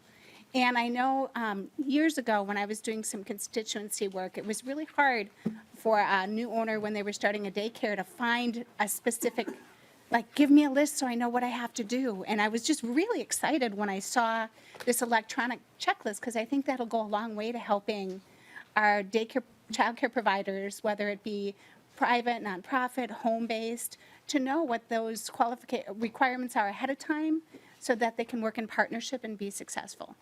Representative Pinto. Thanks, Chair, and it's too bad Representative O'Neill's no longer in the room because, yeah, that I completely wasn't even thinking about that there is the county licensors are going to be required to use that checklist. I might hold off on further comment until she comes back in my closing, so she gets to hear that. Representative Kresha. Thank you, Madam Chair. Excuse me. Thank you, Representative Pinto.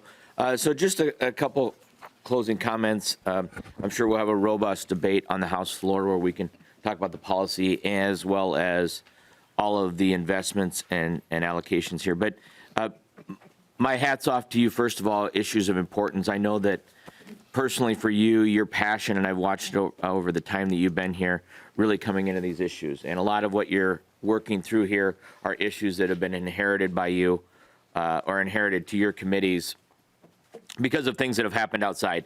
And I'll just specifically call out one of the notable efforts of the sex trafficking and the separate track. I know as we look at child protection, we look at the different tracks and how we're trying to handle that. And many people may not be familiar with the Family First that actually came through in the previous administration and how that's working its way through the state. So there's a lot of very deep nuances that you are tackling, and they're in there. And so hats off to you for that. And you've always been sincere about that, and I appreciate the conversations.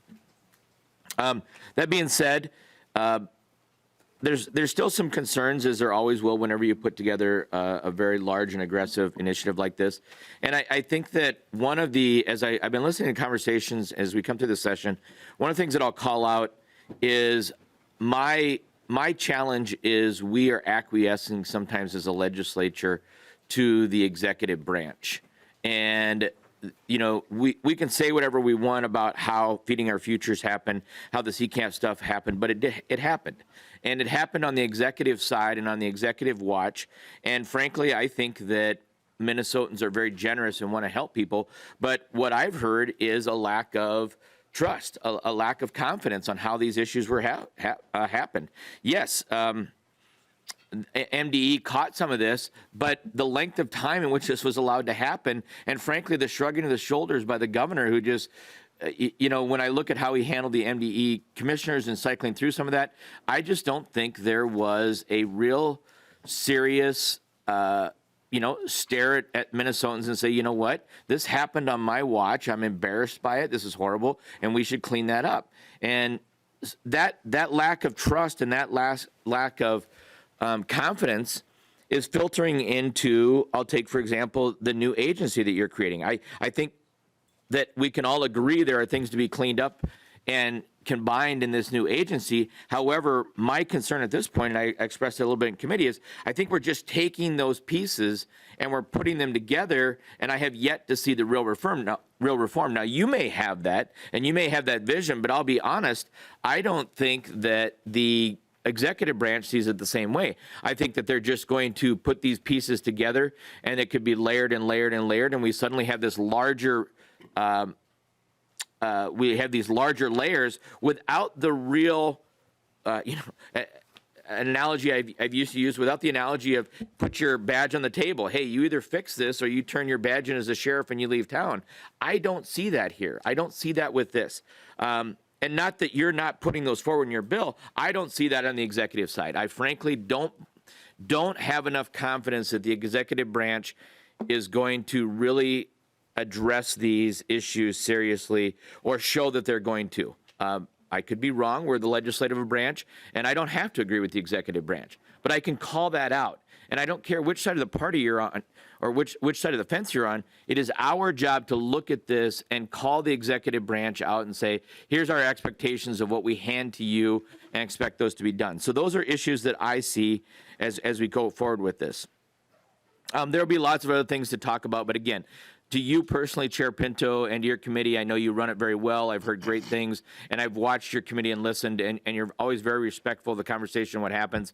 But I think the issues on here and how those are going to be put into statute and handed over to the executive branch still have too many concerns for me to vote for this bill. Further discussion, Representative Hornstein.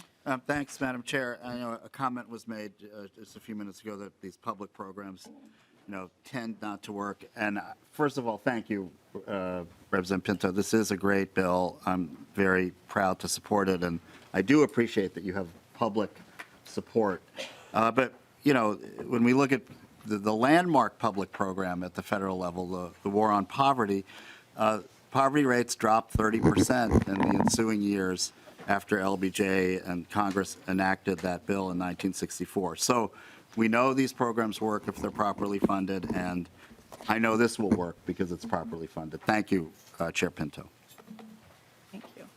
I don't have any other members on the list, and I assume Representative Kresha, your comments as the lead on this were sort of the close there now that Lead Garofalo's out. But and I'll be mindful of that as we move into the other bills too, Representative Kresha. So. Thank you, Madam Chair. And with that, then I don't see any further discussion. I'll turn it to Representative Pinto to final word on your bill. Thank you, Chair, and members. Just a quick indulgence that now that Representative O'Neill's back in the room, just pointing out to her that the provision in the bill to require county licensors of family child cares to use an electronic licensing inspection checklist, which I hadn't even thought about, and just to remind you that the family child care is regulated administered at the county level, which makes it a lot more complicated. But happy to continue to talk with you about that. And members, I do think I really appreciate Chair Hornstein's closing comments referencing child poverty, because as you all know, I focused very heavily on child care and early learning, but ultimately this bill, especially HF 238, really is about that, about addressing poverty and ensuring that kids have that great start. We know the impact that being in poverty has on a single child, and addressing that for a number of children will have massive payoffs for all of us. So I greatly appreciate your support, and I've appreciated the conversation. Thanks, Chair. Thank you, Representative Pinto, and thanks for all of your work on this in the next bill we'll hear as well. So with that, Representative Pinto renews his motion that House File 238 as amended be placed on the general register. All those in favor, please say aye. Aye. All those opposed, please say no. No. The motion prevails, and House File 238 as amended has been placed on the general register. And next bill on the agenda for today is House File 2292, Representative Pinto. And Representative Pinto, will move that House File 2292 be placed on the general register. So moved, Madam Chair. Thank you. And you have a DE2 amendment to the bill. And so Representative Pinto will move the DE2 amendment. I so move, Madam Chair, and I'll just note that the DE2 consists entirely of that Article 9 from House File 238, which is the education article. There's just only a couple very small changes that are essentially just corrections. And so otherwise, it is the education article as it came out of our Children and Families Committee. Wonderful, Representative Pinto. And being this is the bulk of the bill and the discussion right now, so why don't I have you just do the full walkthrough of the DE2, and then we'll go to discussion on it, and then we'll take a vote on that.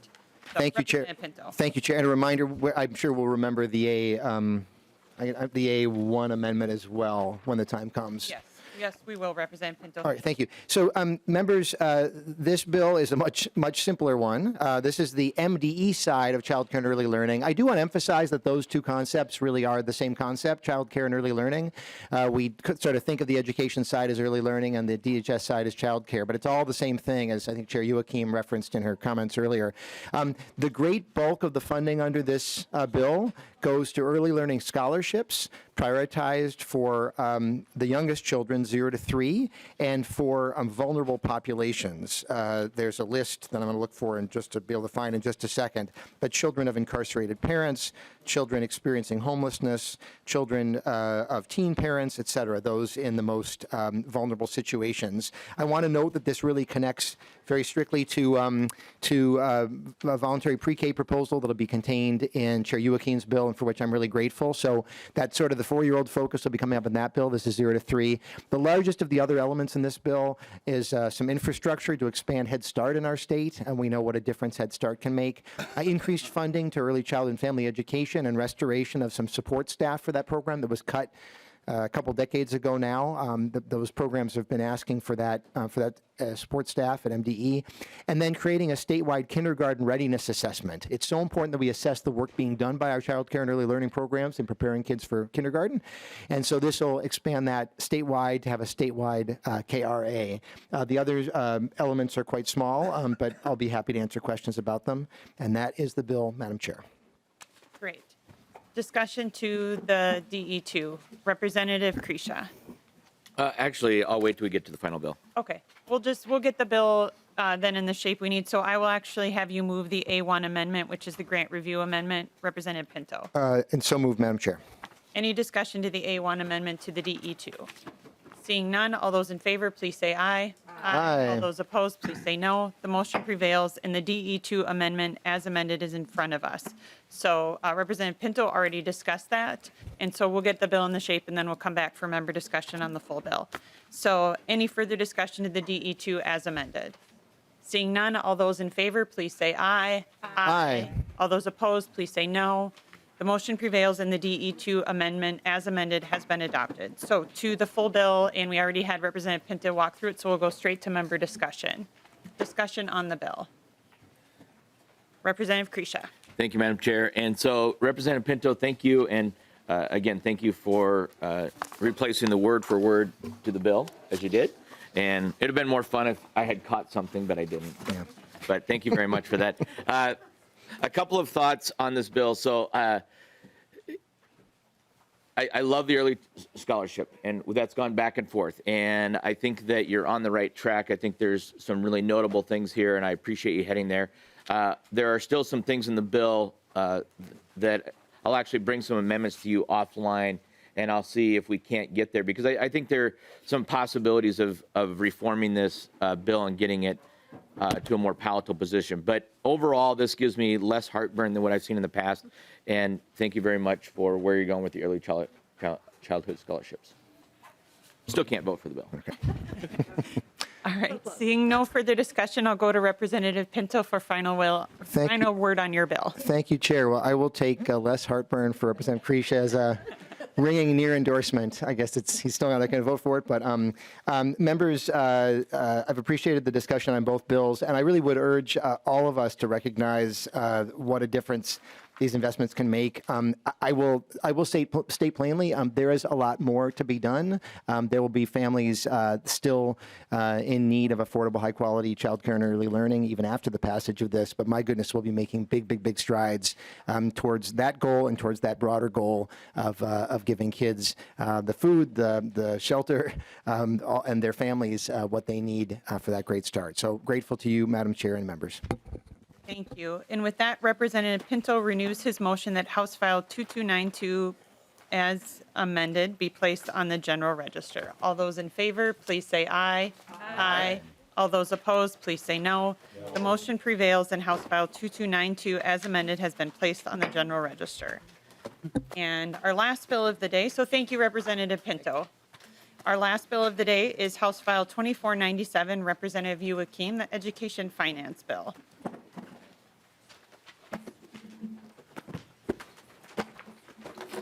As you get settled up there, I will state the motion for you. Representative Youakim moves that House File 2497 be placed on the general register. And you have the A12 amendment. Should we move that straight away then, Representative Youakim? Sure. Thank you, Madam Chair. Thank you, members. Yes, I'd like to move the A12 amendment, and I can walk through it if you'd like. That would be great. Please proceed, Representative Youakim. Thank you, Madam Chair. The A12 amendment has a few different items in it. Lines 1.2 to 1.17 builds on the transparency that we've been doing with our grants management and just with tax dollars in general, and what you'll see in the A10 amendment. It includes a redefined reporting requirement on class sizes and student to adult ratios in our classrooms. It will provide important information going forward for us as we make policy decisions next year. Lines 1.18 to 2.2 is an addition to the streamlined compensatory aid uses that Rep. Feist worked on with our school district stakeholders. Line 2.3 removes the placeholder language regarding the grants. So we're removing that because we put a placeholder in. Better language y'all came up with, so when A10 passes, that'll pop back in as a new article. Line 2.6 to 2.3 is a portion of the language that was forgotten when we added funds and language around training paraprofessionals. And then line 2.14 is a technical clarification on administrative funds for your Grow Your Own program. All right, any discussion to the A12 amendment? Seeing none, all those in favor, please say aye. Aye. All those opposed, please say no. The motion prevails and the A12 amendment is adopted. There's one more amendment. Representative Youakim, would you move the A10 amendment? Yes, I would like to move the A10 amendment. Wonderful. So the A10 is in front of us, and that is the grant management amendment that we've had on every bill thus far. So any discussion to the A10? Representative Youakim. I did want to point out for folks that there's one addition to the grant language that we did on lines 2.14 to 2.18 that applies to legislatively appointed grants. And we've talked a lot about this since the OLA report. And what it does is it just requires that MDE to notify within 30 days the chair and ranking minority members of the legislative committees within the jurisdiction over the grantor's operating budget of a grant that they're postponing or forgoing, just so that we know, so we can make sure that we're watching out for that later. So that just adds more to the transparency that we're trying to achieve here. Discussion to the A10. Representative Krisha. And thank you, Madam Chair, and thank you, Chair Youakim. We talked about this on the House floor, and I think this also speaks to getting us back as and retaining some of our purview in the legislature. So thank you. Representative O'Neill. Thank you, Madam Chair. I was just wondering, is this a really great provision? I'm wondering if that's going to be found in all of the bills going forward. That's great that we get notified that something is stopping. Representative O'Neill, I mean, we certainly could entertain that for future amendments, and the bills will also go to conference committee, and I know the Senate is doing something similar on their side too, but it's different, so I imagine there will be a chance to continue to work to improve this language as it moves through the process, but I think that's worth noting. So thank you, Representative O'Neill. Thank you, Madam Chair, for your input. Any more discussion to the A10? Seeing none, all those in favor, please say aye. Aye. All those opposed, please say no. The motion prevails and the A10 amendment is adopted. And so to your bill as amended, Representative Youakim. Thank you, Madam Chair. And members, I'm extremely excited about this bill, but I will try to be brief. The bill before you was crafted by members of the House Education Finance Committee and the House Education Policy Committee. With this proposal, we make historic investment in our schools. We ensure that the learning environments in our school communities work for all of our students and ensure that our teachers, our principals, our administrators have the tools that they need to meet students where they're at. We've had over 20 years of underinvestment in our classrooms. We cannot change that overnight or even in one biennium, but this bill is a really great start.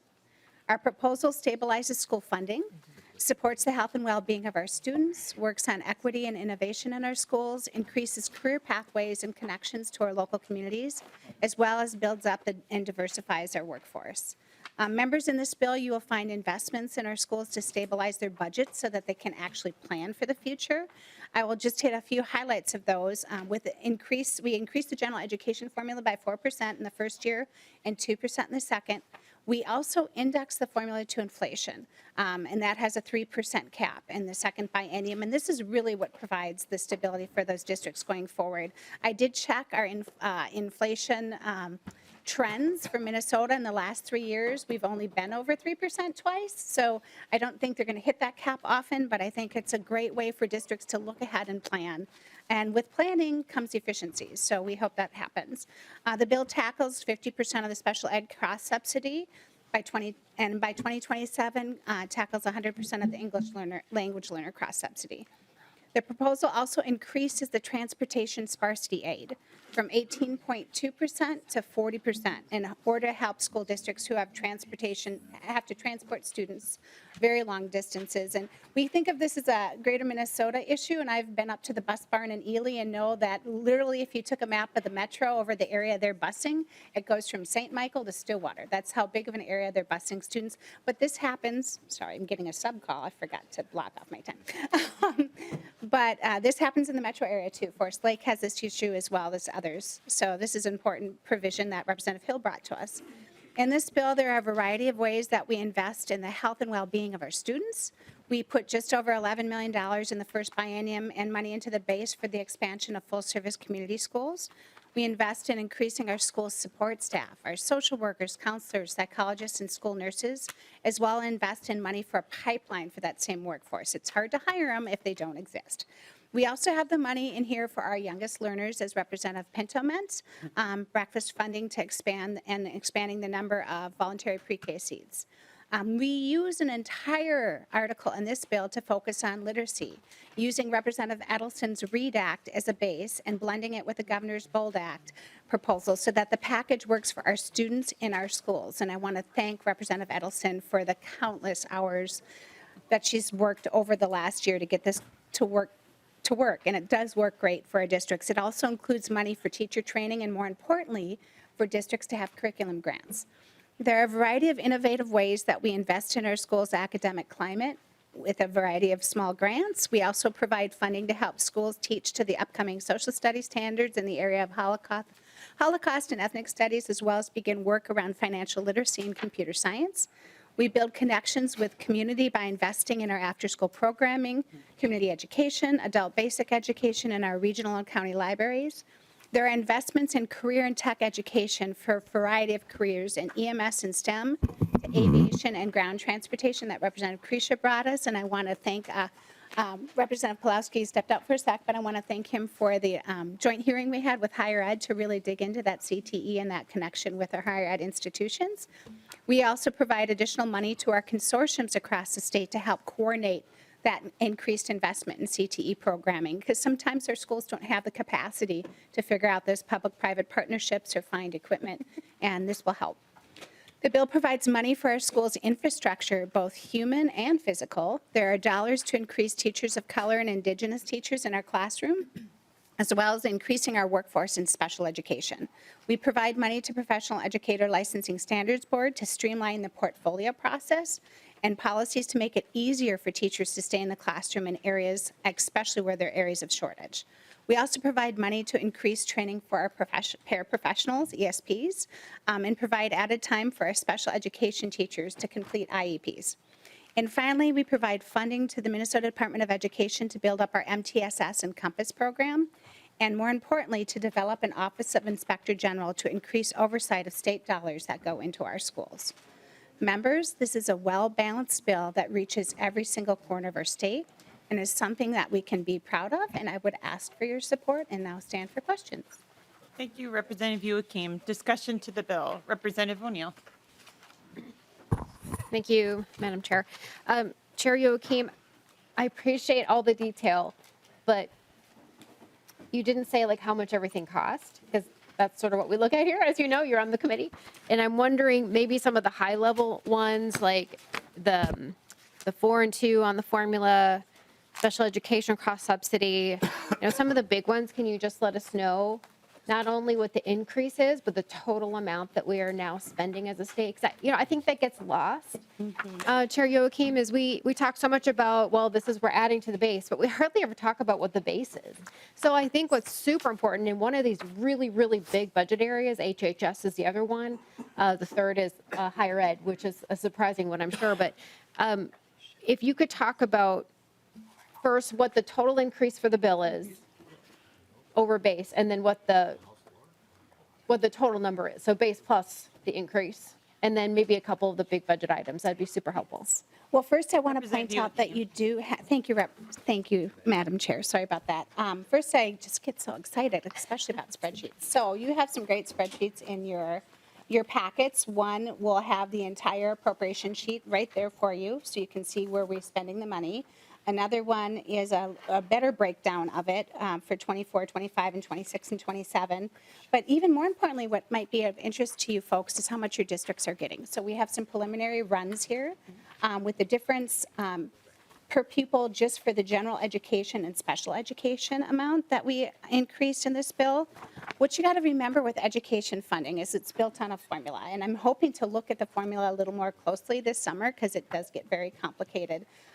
We have a base funding, like you said, for every student in the state that's $6,863. And then you have about 14 different categoricals on top of that that really drill down on the specific needs for our kids, whether it be money in special education, ELL, transportation subsidy. We have compensatory aid in there. We have a lot of different categoricals that help really focus on what that specific child is. And then with that, there's also interactions with our school districts and the levies that they do. We went through taxes because we have to be levy neutral. So anything we do that affects one of the levies that has a property tax, we actually have to neutralize in taxes with aid. So that's kind of the overview of it.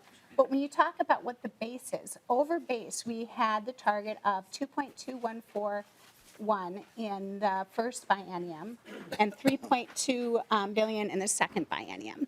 And that's important to look at because what you have to remember is that, like many of our areas, ongoing money is what's really important, especially when it comes to kids, because they grow up and they go through the system and they matriculate, and we need money to do that. So what you should also understand is, though it sounds like a really big number, indexing the formula to inflation, doing the 4 and 2, doing 50% of the SPED cross subsidy, and then also tackling the ELL cross subsidy is over 85% of that budget. So that is the bulk of our bill that's there. And all the rest of the stuff we do is super important too, and that's why, while it might have sounded glamorous and like a great bumper sticker to pay for the entire SPED cross subsidy, that would have left us with nothing else that we could accomplish. And we all know how important it is to make sure that our kids can read. And that's our literacy portion. That's about $100 million. We have the transportation sparsity. One provision I've carried that I've been trying to get across the line for years is our extended time revenue to make sure our intermediate districts can tap into extended time revenue for kiddos that are in treatment or in our correctional facilities so they can continue their education. So there's a lot of other little things, but just in general, the 3 top things we do is about 85% of that, about base budget, and mostly into ongoing. There also is important to know with special education, you have what's called a maintenance of effort.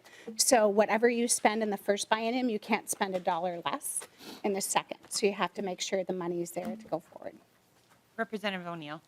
Thank you, Madam Chair. Well, that was a lot, but I really just asked for something super simple, which you didn't say. So I'm just going going to help you out a little bit. So from the spreadsheets, which of course we all have, but this is a public testimony, a public hearing, and people are watching. They don't want to dig through a bunch of spreadsheets. So yes, 2.215 billion. So 2.15 billion is the increase over base, and the total spending of the total bill is 23.173 billion. So just a little over 23 billion.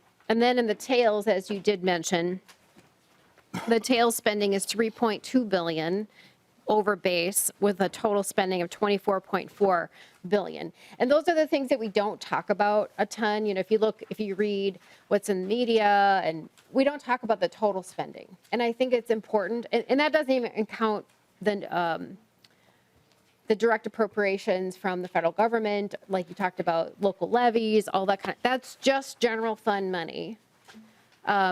One of these days, we should probably talk about all funds, and I don't know if you have an all funds number of what we're spending. That's probably rather incredible. We don't normally talk about all funds in here very much. It'd be a conversation we probably should have, especially on these really big bills. You know, your bill is a huge bill. It's the second largest that we spend money on, depending if you look at the general fund or the all funds. But if you want to, then since I've kind of filled in some of the big overall numbers for people, if you could just let us know those two big buckets. I don't think you even mentioned like what we're spending over base, but if you could tell us what the increase is and then what the total spending is in those two big buckets, which is the percentage, the 2 and 4, or 4 and 2, I think it is actually, and the cross subsidy for special ed. Representative Youakim. Thank you, Chair Olson, and thank you for reminding us all how important education funding is. You're right, it is for almost 40% of our state budget, and trust me, I got a lot of gray hairs over the last few months thinking about that. But it is important because our educated workforce is what's going to attract people here. It's what makes sure that we can live long, healthy lives. So, and it's actually constitutionally mandated that we fund public education in our state constitution. So when it comes to the 4% and 2% on the formula and indexing to inflation, in the first biennium, it's $704.996 million, and in the second biennium, it's $1.344.369 billion. So that second biennium number is bigger because we indexed to the inflation with the 3% cap. And then when you look at this special education cross subsidy, now just as a reminder too, this isn't the full funding for special education. This is just the differential between what the federal government and what the state government has given and what actually it costs. Because when the IDEA Act came in the late 70s, which was important, it told us that all of our kiddos should be able to learn in the least restrictive environment. It's a federal mandate. Doesn't always come with money. Federal government said, we know it's going to cost more money to educate certain kids. So here, we promise we'll give you 40%. State said we'd pick up 40. School districts were expected to pick up about 20. Well, the feds have never given us more than 17%. State kind of ebbs and flows. We don't always hit that top cap too. So that cross subsidy is actually the difference between what districts are spending and what they're getting. So I'm talking so long because I'm trying to find it exactly on my spreadsheet, and I have it a bill builder that I have. I think it's line 1.6. I'm looking at the wrong 165, spreadsheet. right? Or somewhere in there. Where's line 1 point what? Or no, 165 in the Thank you. spreadsheet. Thank you. So That's fine, too. I just want to get in here. line 170. Here we go. 170. So in the first biennium, so we do 47.8%. It sounds strange. I say up to 50 because it actually, that's that maintenance of effort I was talking about. It's $729,863 million in the first biennium. In the second biennium, it's $843,726. If I'm looking at the right number here. Yep. Representative O'Neill. Thank you, Madam Chair. I just think it's important when we bring these big bills that we talk about the full expense. And, I don't know, Madam Chair, if you have any rules or thoughts about talking about all funds at some point with these big bills, it might be helpful. There's a lot of, I don't know if we ever do that in here, but at some point it would be, at some point somewhere, we should talk about all the funds that are going for these areas, because there's, it's a lot of money. And I don't even know what K-12 education, all funds is anymore. I looked back before pandemic to see what it was, but I know we're way past that. And it gets kind of convoluted because the federal government poured in so much money for COVID and everything. So it's hard to know exactly, but you wouldn't happen to know that the total spending in all funds for this budget area? Representative Youakim. Chair Olson, I don't have that at hand, but we have amazing nonpartisan fiscal staff that I know that could find that number. Thank you. It does get complicated, though, with special education funding because we're funding kids, and kids change, numbers change, so it's hard to find that exact number sometimes. Representative O'Neill. Thank you, Madam Chair. It's just something that it's always a good thing to talk about. MMB has those numbers and they report those numbers. That's where I got it from pre-pandemic. So, you know, it's just helpful. Again, a full picture is good and I appreciate that. Thank you, Madam Chair. Thank you. Further discussion. Representative Scott. Thank you, Madam Chair. And I just wanted to get on the record. Some of you saw I was talking to Ms. Adrians over here. I've never seen a spreadsheet with this many italics, underline, and indentations. And if you look on the first line of the 9-page spreadsheet, the 2023 legislative K-12 House Education Finance Omnibus, it says down there at the very bottom, because I'm looking at this going, what does all this mean? And it does say, it's kind of like a key, it says the underline equals a shifted program, and then the italicized and indented equals a new proposal. And I'm like, there's several levels of indentation as you go on. And so I'm just wondering if Ms. Adrians could explain the breakdown of those indentations and what those signify and so forth throughout this spreadsheet.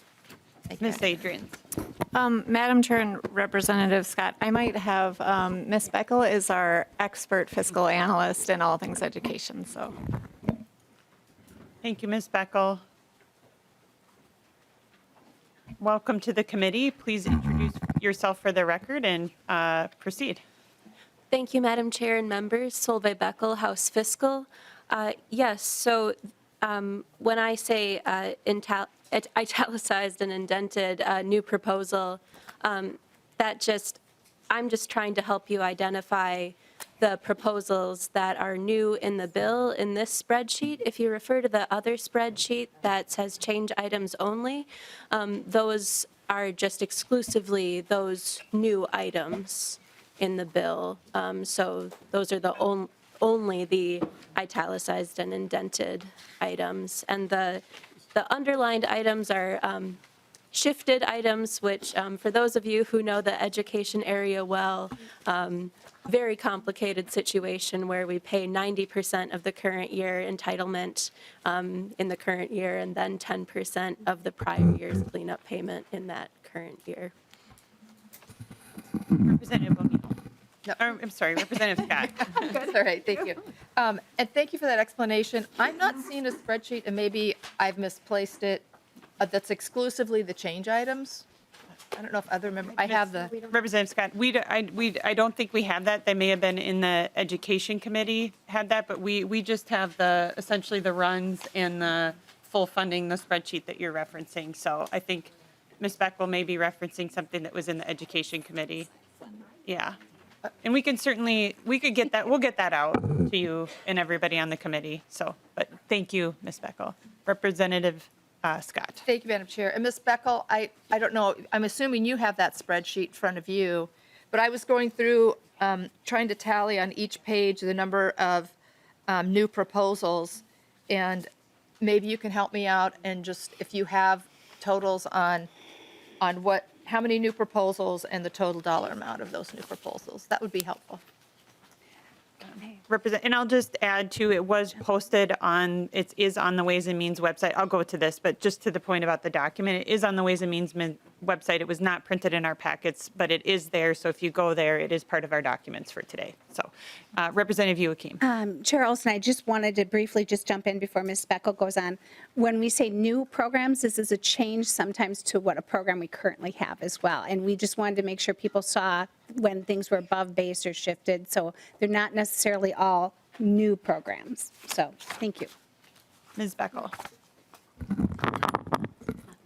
Thank you, Madam Chair, Representative Scott. I'm afraid I would have to get back to you. There are a number of items that are part of the same proposal, but are listed as separate lines on the spreadsheet because they might be part of the general education aid in one area and then part of the special education aid in another area, but comprise the same policy proposal. So I actually do not have that count, but I can certainly get that for you. Thank you. Representative Scott. I'm good. Thank you, Madam Chair. Further discussion. Representative Edelson. Thank you, Madam Chair. And I sat on Education Finance, and I just want to thank Chair Youakim for running a great committee. Education Finance policy is incredibly complicated.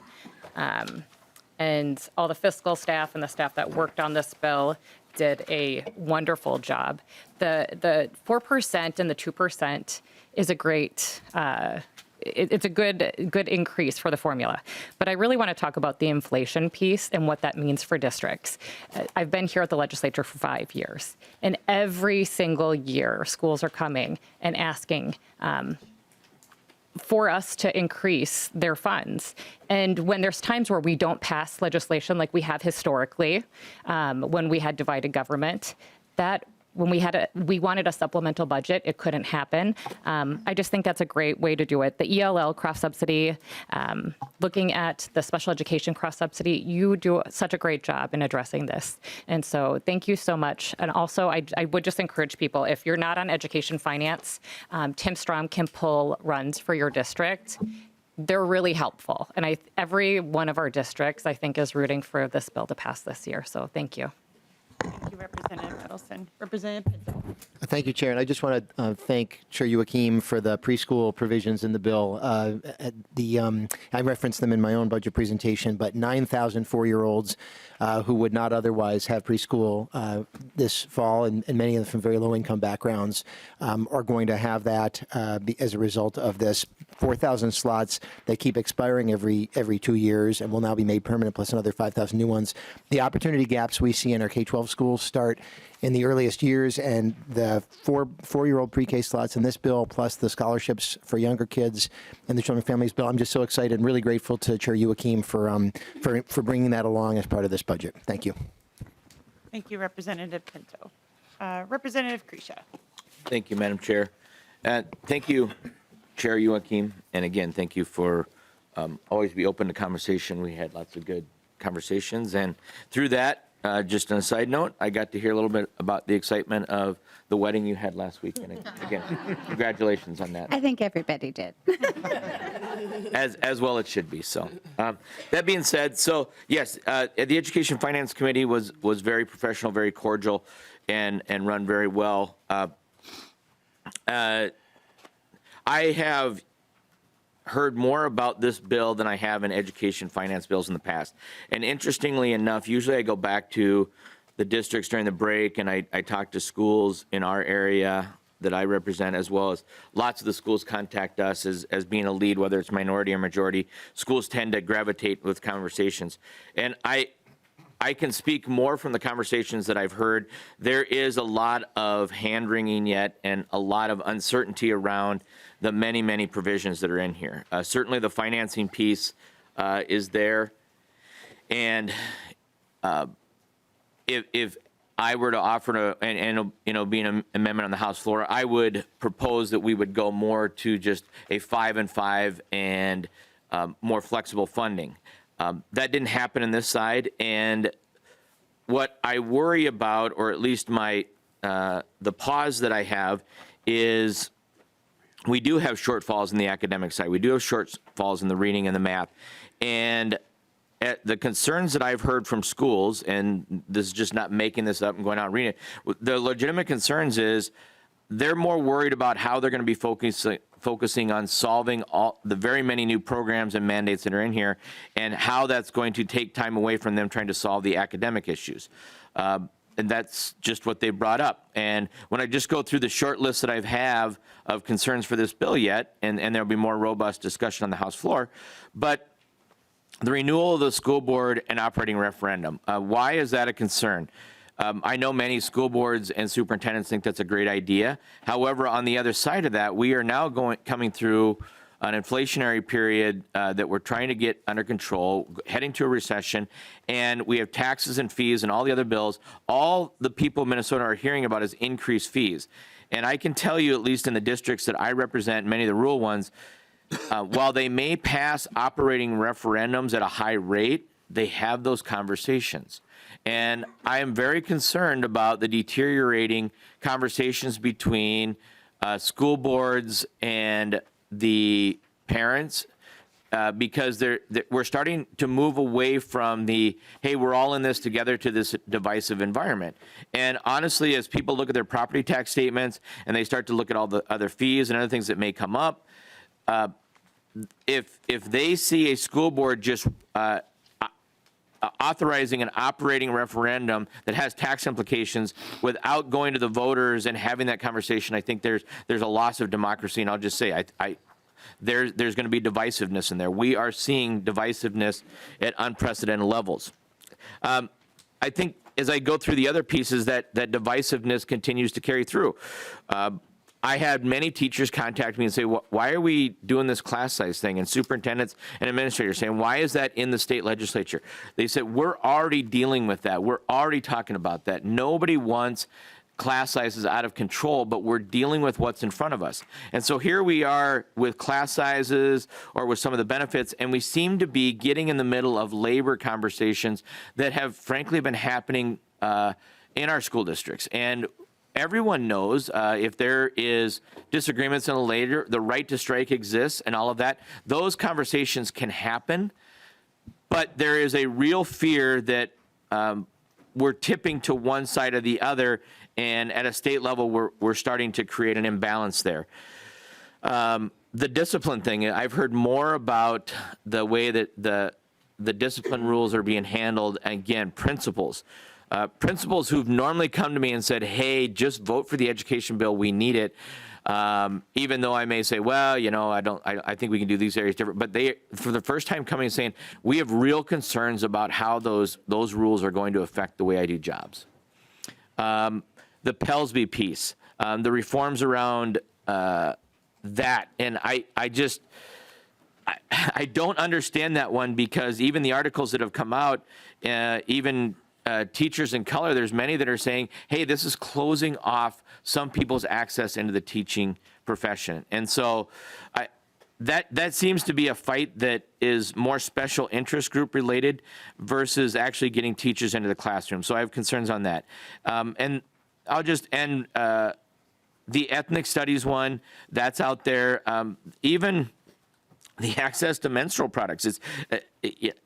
I heard more from schools and teachers saying, why are we doing this? We are already handling this. We understand that students go through these situations and there's biological dignity that we need to, but why does the state have to tell us to do? And what the undercurrent, as I was thinking about this, as I started to think about the why, what they're really saying to me is, why don't you trust us?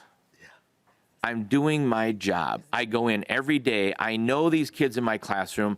I know which ones have struggles at home. I know which ones have issues with home life. I know which ones are doing well. But what they're really saying to me, and I remember from being a teacher, being in the teacher's lounge, one of the things that we used to say was, what are those suits going to do to us next in St. Paul? I am now that suit. And when I'm back home, I hear this constantly. They're saying, Ron, why are you doing this to us? We know what's best for our kids. We know how to teach. They're asking for fair funding. They're asking for those things. And I think in a lot of ways, you put that funding here. That's there's no question about it. It's a very large increase in the formula and all that. But what the concern is, and just expressing from the many emails and phone calls I've got, is the delta of what that funding increase is going to offer versus paying for all the other mandates up. And, this is not me coming up with talking points. These are emails I'm getting for superintendents who are saying, when I run those numbers, I don't see much of an increase. And so I think that those are some conversations that I hope are had as this goes into conference committees. But I will just state from the people that have contacted me, and I'm sure everyone has heard those, I dispute the comment that was made up that all the school districts are looking for this. Right now, the school districts, unless they're saying something different to other people than they're saying to me, I'm not seeing all the school districts are super excited about everything in this bill.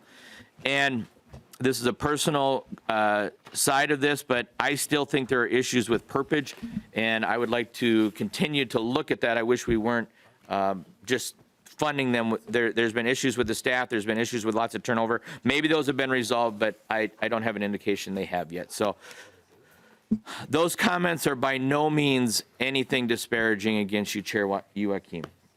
You've been great to work with.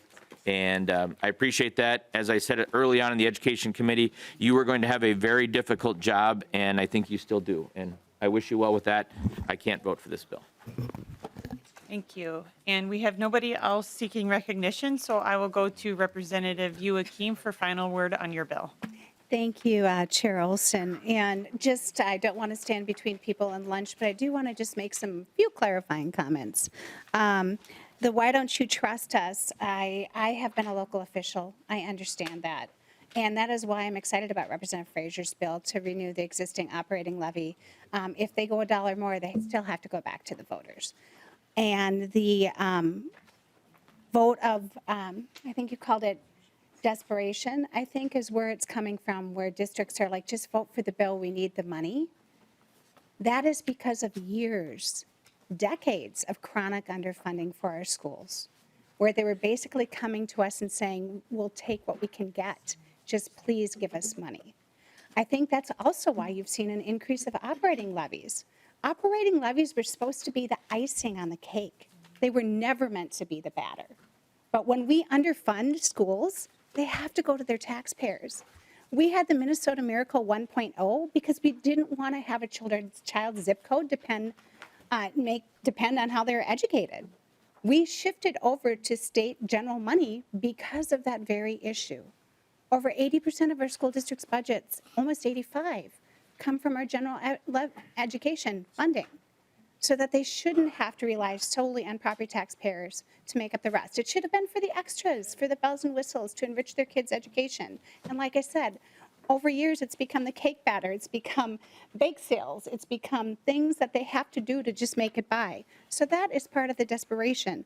And that's what we're trying to do, is stabilizing their funding. Adding that index to inflation will take some of that desperation away. So when they do come up for asking for more money, which they will, I'm not naive, I know they still will, because it takes more than one biennium, by the way, to turn around 20 years of underfunding. We can have those real conversations about what are you going to do with that money, so that we can figure out how to address the needs of our students. Because I'll tell you a dirty little secret, we fund kids, not systems. That's what we should be doing here. And our schools do amazing work. We all saw that during COVID. Meeting students where they're at, trying to make sure that they are well educated, because you know what? They don't just come in pieces into our classrooms.